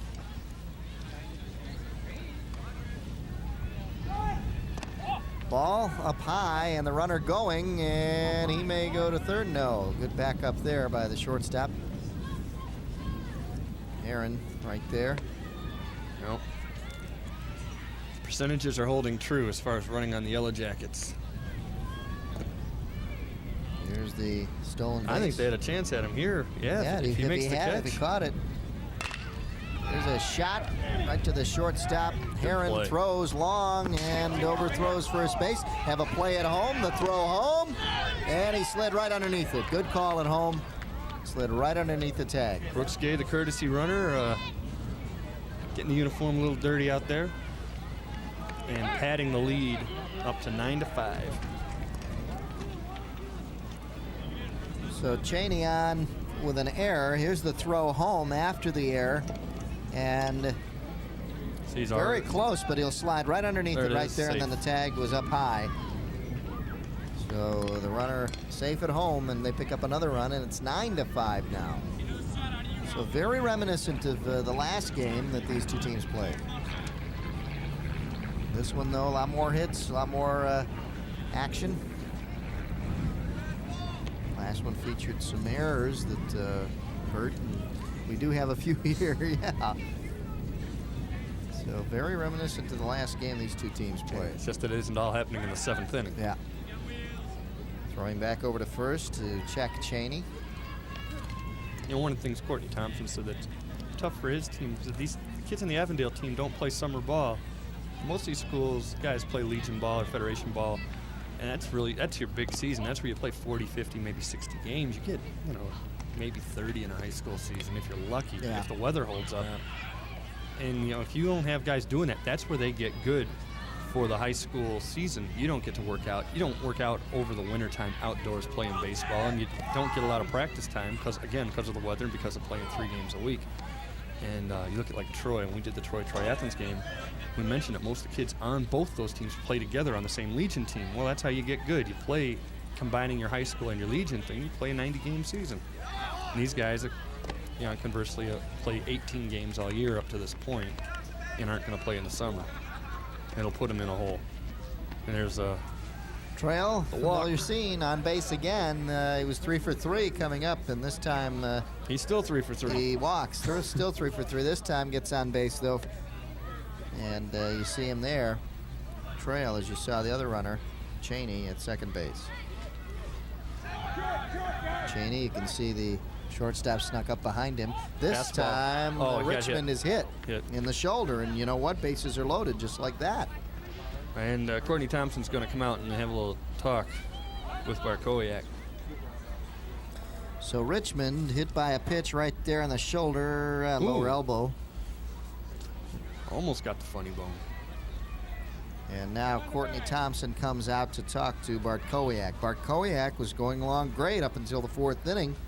Just last inning, and that's when the Trojans got to him for 4 runs, and now they picked up 3 here in the 5th and are threatening with bases loaded, 2 outs, and I'm sure Courtney Thompson just went out there and said, look, you got 2 down, got to play at any base and see if they could get him.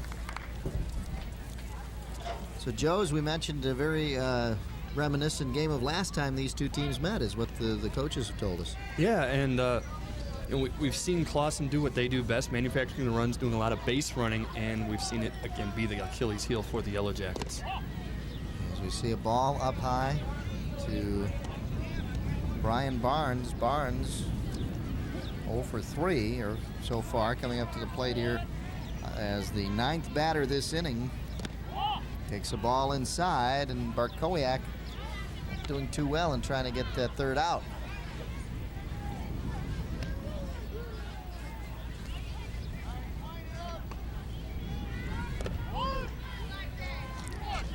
Finally, 2 balls, 1 strike. Finally getting that strike. Gets it over the plate, going to make him swing at it. Bases loaded, 2 outs for Brian Barnes, the center fielder. Barnes takes it inside, and it's 3-1.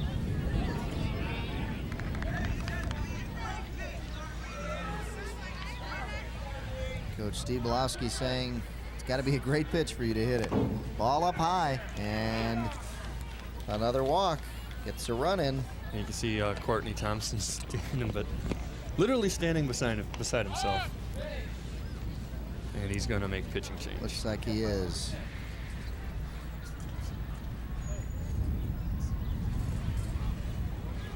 (10-5) the score. Well, now, is that not a visit? What is he doing? That's not a visit to the mound? No, he went out there halfway and then... Well, I thought once you crossed the foul lines that was a visit. Interesting. I just wondered why he came back or walked back. Huh. Bases are loaded still. Again, these are 2 outs. These are Class B schools with smaller rosters than like the Troys and Troy Athens. There's a fly ball to right field. Right. Should get him out of the inning, and he does. He does. And the point I was making is they only have a couple guys on the bench. They don't have a full second unit, if you will. And we haven't seen anybody warming up for the Yellow Jackets because of it. I'm guessing that whoever the new pitcher, if they were to bring one in, it would be somebody that's already in the field, which would mean the longest warm-up period we ever saw. 4 runs, Joe, they pick up in that inning on 3 hits. Bases were left loaded, so 3 men left, and they sent 10 men to the plate in that bottom of the 5th. So the finishing touches put on this game in that bottom of the 5th there by the Trojans as they get back-to-back 4-run innings and pretty much put this game out of reach for Avondale, although you never know what Avondale can do. They showed us they scored something 4 in the first inning. Yeah, they scored 4 runs in 1 inning before, and it's fishing time. It is. The weather's great, and Master time Angler. to get back out there. Master Angler. Got the hook in that thing. That's the fishing line. I can't draw a fishing line. And he's on the cover of a fishing magazine. We were You're all kidding. reading it in the office. You're yesterday. lying. No, he's a cover girl, our guy. Speaking of cover, He's under the cover. He's undercover. Look at that. That's the Master Angler. There he is. Hey, when do I get my autographed copy of the magazine? The Master Angler himself. Wow, that's big time. That's huge. And his show, The Master Anglers, he's cooking up another great season of fishing fun for you. When are you guys gonna get a golf show to go like with that, the 2 summer thing? And what is going on here, though? Why is he covered up so much? Get rid of the glare, This you is think? like... Okay, there's his viewfinder. This is his fishing jacket. Okay. And he's going to sell ads here. Remember, he's always selling ads, to make money. And he's not real proud of those new glasses or that haircut, so he's trying to cover it up. Okay, I see. That's what he's covering it. Okay. And the picture of the Master Anglers showed him with a mustache, and you saw him now No without the mustache. What do you think? I think we had a vote on our last game, I think, and It's people like him without the mustache. it's a tough call. You like him without it, but you know him with it. You go. It's you grew up with the mustache on the That's Master it. Angler. It's like when Magic Johnson had the goatee. It took a couple of years to get used to him not having it, even though it looked better. Because you grew up knowing Magic with it, and this is like the same thing. Right. Except he doesn't retire and come back every other day. He stays at work, and that's it. Okay. As of this Thanks moment. for the in-depth Yeah. analysis. And as of this moment. I want to say Nick Schwab, though, is up at the Okay. plate. And is Magic still retired right now? As far as we know? I did call your answering machine. That's what I did say. Rick Blazing going into the top of the 6th now, facing the bottom of the order. Schwab struck out last time up. He has walked and struck out, and now takes the ball. What do you have? 3-1 now. The count to Schwab. So he's hanging in there. Ball 4. He gets another walk. No. Ooh. Now is he? Now it's a full count. Who's running the scoreboard around here? It's going off our official scoreboard, and now it's a full count. Okay. So it was 2-2, and now it's 3-2. Schwab right back to the pitcher. Looks like he's going to get on. It's a tough play for the shortstop, and Trail couldn't do it. So Schwab gets on, and what's the call here? Base hit, Gotta be a right base back hit. up at the mound. Yep. Here's a good hard shot right back at the pitcher, and kind of caught Blazing off guard. Yeah, that came in hard.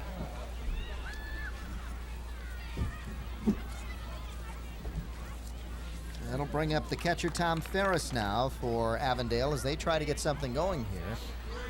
They scored 4 in the first inning, and 4 would definitely help right here. We'll throw back over to keep Schwab honest.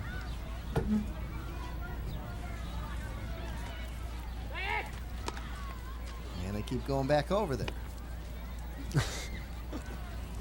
Schwab, I don't think He's not running. He's not going anywhere. base stealing threat, but they continue to keep him close. Here's a foul ball. And, this is a team with 2 at-bats left, and they're down by 5 runs. A stolen base isn't going to do them any Yeah, good. so They need base hits.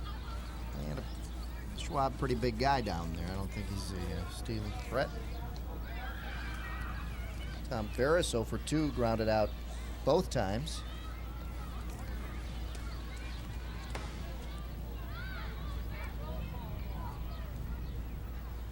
Left-handed catcher. Swing and a miss. And it's 0-2. So Ferris puts himself in the hole now. And helps out Blazing.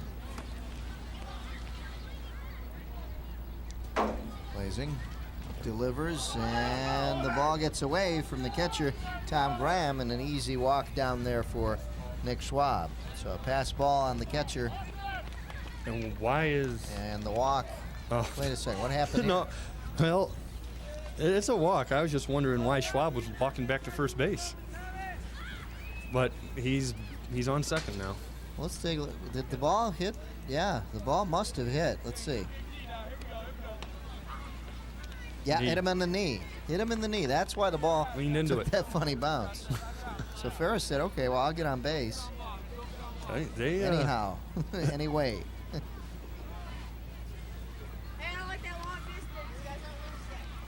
Swing and a miss by Kevin McDaniel, the left fielder. He's been busy out in the outfield.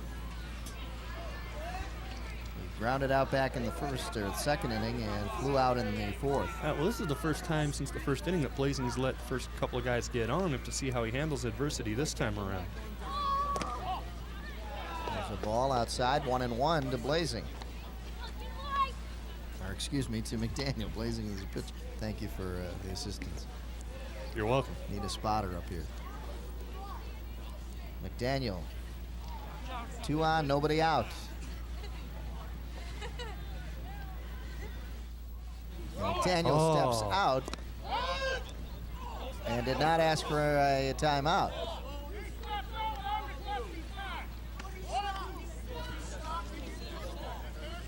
Courtney Thompson. I kind of agree with what he's saying here. It doesn't. If I'm just going to say it doesn't matter that he came out of the box, then it doesn't matter if the pitcher hesitates. It's a balk. You know, he can't. It's the same thing. Yeah. Yeah. Yeah. They're arguing about the balk. I got to agree with Thompson on that.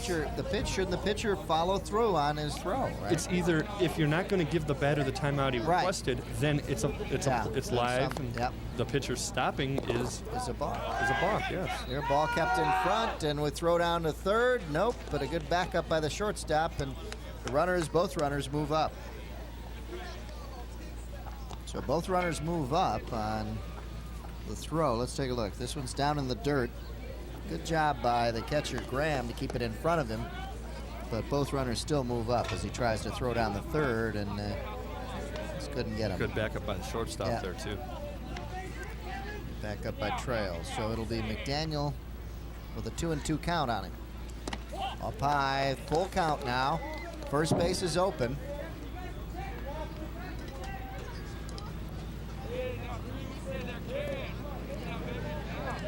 On deck is Heron, the shortstop, leadoff hitter. There's a little blooper over the first baseman's head, and this will bring in one. And holding at third is Tom Ferris. So Schwab scores.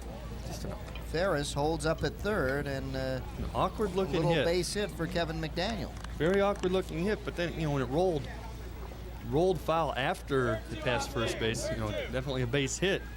And it rolled away from both fielders, so that allowed.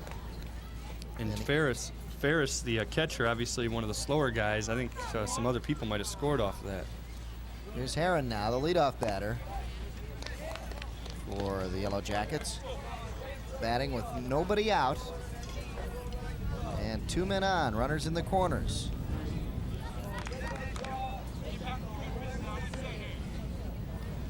Heron singled to start the ball game and struck out in the second, popped out in the fifth as they throw over to third.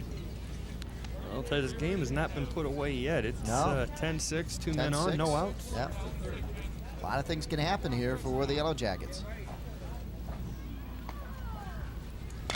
Here's a shot, hit to center. Right there is Barnes. Barnes throws home. And nobody there to cut it off, and a good play by Graham to just fall on that one. First baseman was trying to cut it off, but Matt Cheney's not 6'8", so he couldn't do it. It didn't really matter. McDaniel didn't go down to second base anyway. So a sacrifice fly, Ken Phillips. Is this a sacrifice fly? The nod. And the RBI. get a run in. Yes, sir. 10-7 and just the one out. One down, still one man on. And Bart Kowiak up. Bart Kowiak gets a chance to help his cause here. Here's a shot to left center. This is way back. And before the warning track, picking it up there was Barnes, so 2 down now. And that'll bring up Chris Lamarve. Lamarve has some power. He's hit a couple of homers this year.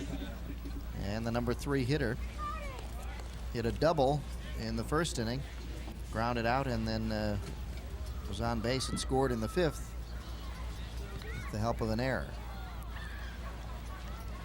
Lamarve pops this one up to center field, shallow center. Coming on hard is Barnes, and he puts it away. Barnes, so good job calling off the infielders on that.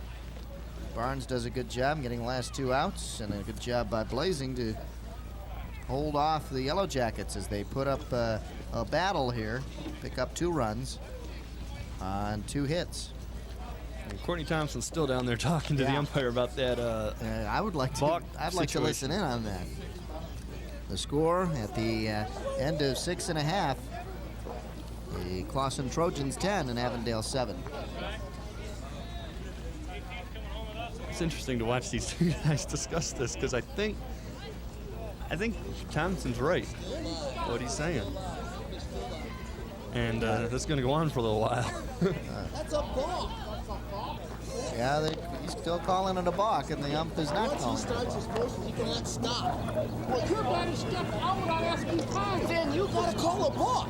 I don't call a balk on that? Yes, you do. You either call a balk Either call or balk a or timeout. timeout. That's what the argument is, and I agree with you. You got to call one of the 2. Absolutely right. And he didn't call the timeout. He didn't call the balk. But again, we're not listening to the umpire's complete explanation, so we don't know what's happening. But you know, some good questions being raised there by Courtney Thompson on that. Well, I mean, in theory, then, according to if that umpire, if you're going to hold with what he said, then in theory the batter could then walk back into it and step into the pitch and get hit by it and go to first base. Yeah. I mean, you know, you can't just let him hesitate and if you're going to take it to the extent that he's taken it. Yeah. Doesn't matter in terms of runs. I mean, those runners did score. Yeah. But he just wants an explanation on what happened. Yeah, exactly. And it's and the big thing right now for Avondale is not to allow any runs from the Trojans here in the bottom of the 6th, and they've got to come up with some runs in their last at-bats. And a pinch hitter coming in now, Chris Hall, number 14, batting for Brian Farrell. We saw Chris Hall as a courtesy runner for the catcher, Graham, earlier. This is his first actual at-bat, or actual appearance, if you will. So Hall pops it up to the third baseman for the first out. And 1 up and 1 down now for Clawson. It'll be Greg Haver, number 25, the third baseman. Haver, 2 for 3, 2 singles and a fly out. There you see head coach Steve Belowski.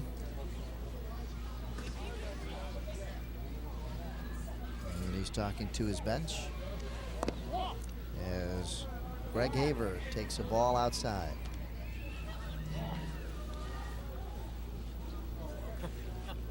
We're in the bottom of the 6th. Clawson Trojans up 10-7 over the Avondale Yellow Jackets. Yellow Jackets still battling back. They've got one more crack at it in the top of the 7th. And Barkowiak having a tough time finding the plate. Missed outside, now he missed inside. You gotta wonder if his arm's getting tired. He's thrown a lot of pitches the last few innings. Remember, they came so close to pulling him in the last hitter. See if he can get get him down here in the bottom of the 6th. There's a ball 4, and Haver's on.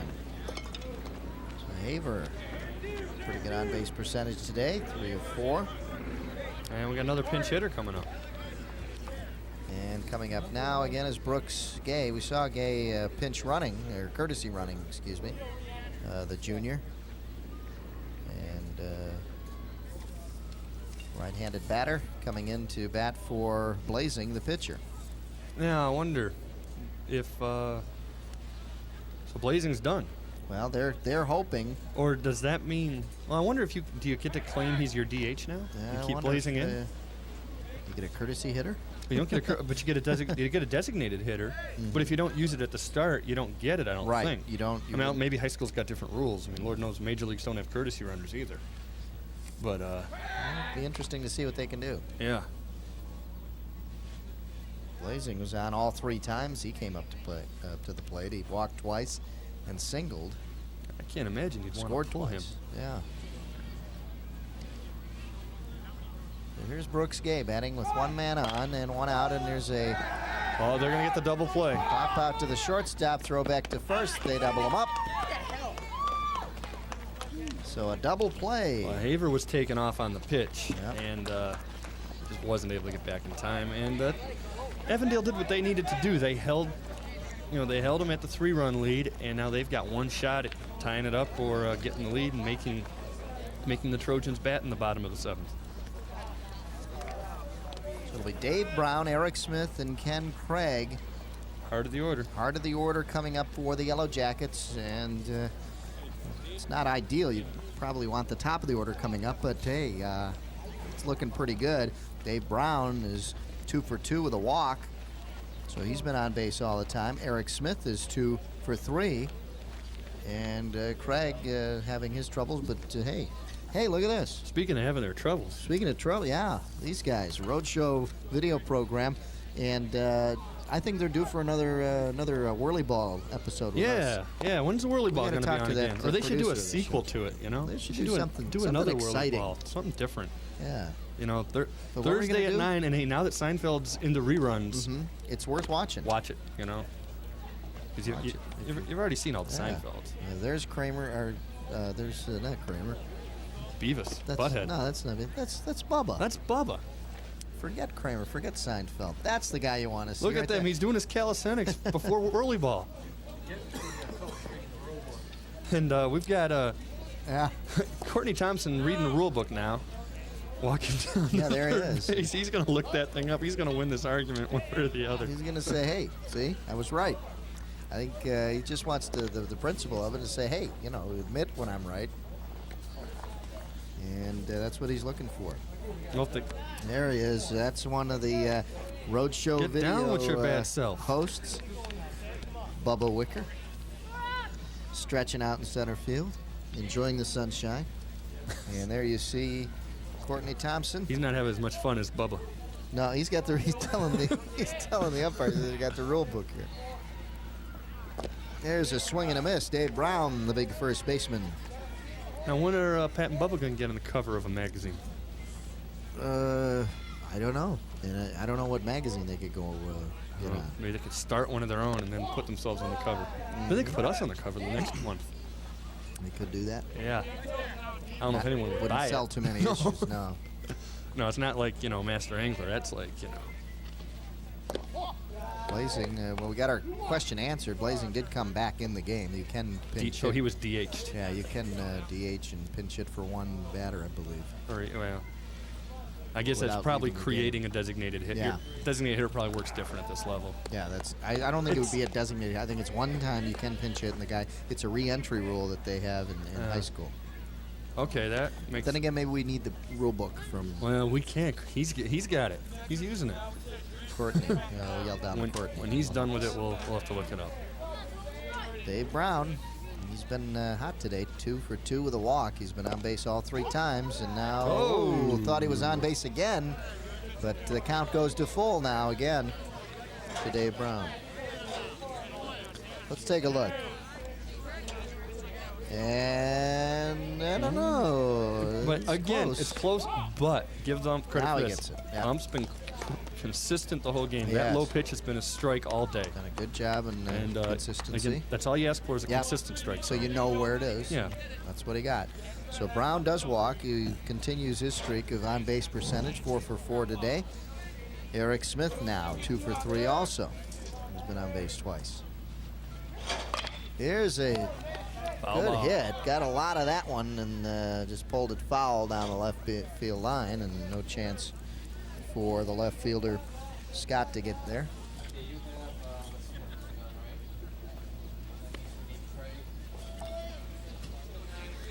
So Eric Smith trying to bring around a couple of runs here. If he can hit one out of here, that would be a couple, and pull it to 1 run, but all he can do is maybe knock in 1 if he doesn't. And that's what he's trying to do. This one going the other way down the right field line. First baseman just almost got to it. Just missed. Matt Cheney hustling with his back to the plate. Almost got to that one. Would have been a great play. Yeah. So Eric Smith at the plate. Ken Craig is on deck.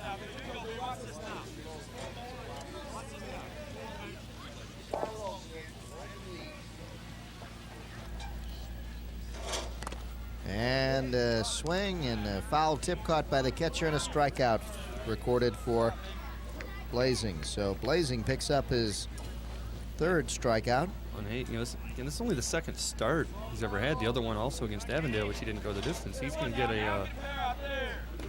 get a complete game victory out of this. And that is a big strikeout right there on a guy who's been going 2 for 2. Or 2 for 3, excuse me. Oh. Before the pass ball here, rather a wild pitch. The wild pitch, and that'll get You are tough on Dave catchers. Brown. No, wow. No, just looking up, and I didn't mean that. So Tom Graham. I'm the other extreme. I'm going to defend the catcher I every corrected time. myself. I know. I think everything's a wild pitch. So Tom Graham, one of the best catchers that we'll be seeing, and I'm sitting there calling it pass ball. Well, Tom, I apologize, it wasn't. Yeah. But Ken Craig is the batter here. Sacrifice and 2 flyouts. And he misjudged way that. Back, and he got it. A great catch out there in left field by Mike Scott. Mike Scott came in on it. He made it into a great catch. Then he had to back up. That's right. And a tremendous catch that should have been routine, but still he makes the play and they're down to their last out. This is it. Nick Schwab, the 2nd baseman.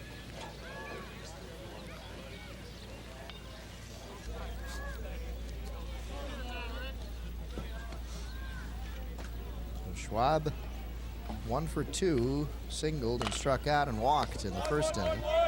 And that'll do it. Routine. And the Clawson Trojans come up with a big victory here and go 11-8 overall and 7-5 in the MOAC for the Macomb-Oakland Athletic Conference.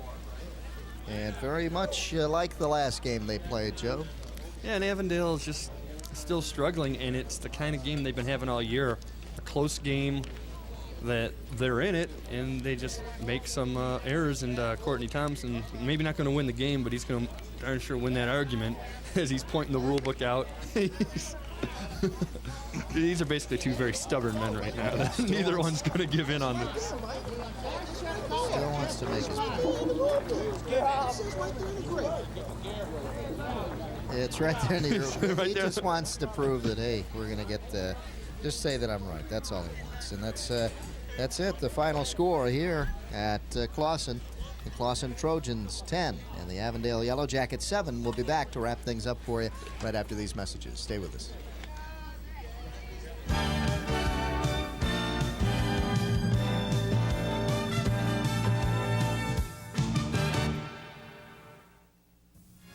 If you wish a video cassette of TCI Sports, the cost is $25. Send a check payable to TCI, along with your name, address, and the names of the teams that played in the game, to TCI Sports Videotapes, 4500 Delamere Boulevard, Royal Oak, Michigan, 48073. Remember to tell us which game you wish to receive. And thank you for watching TCI Sports.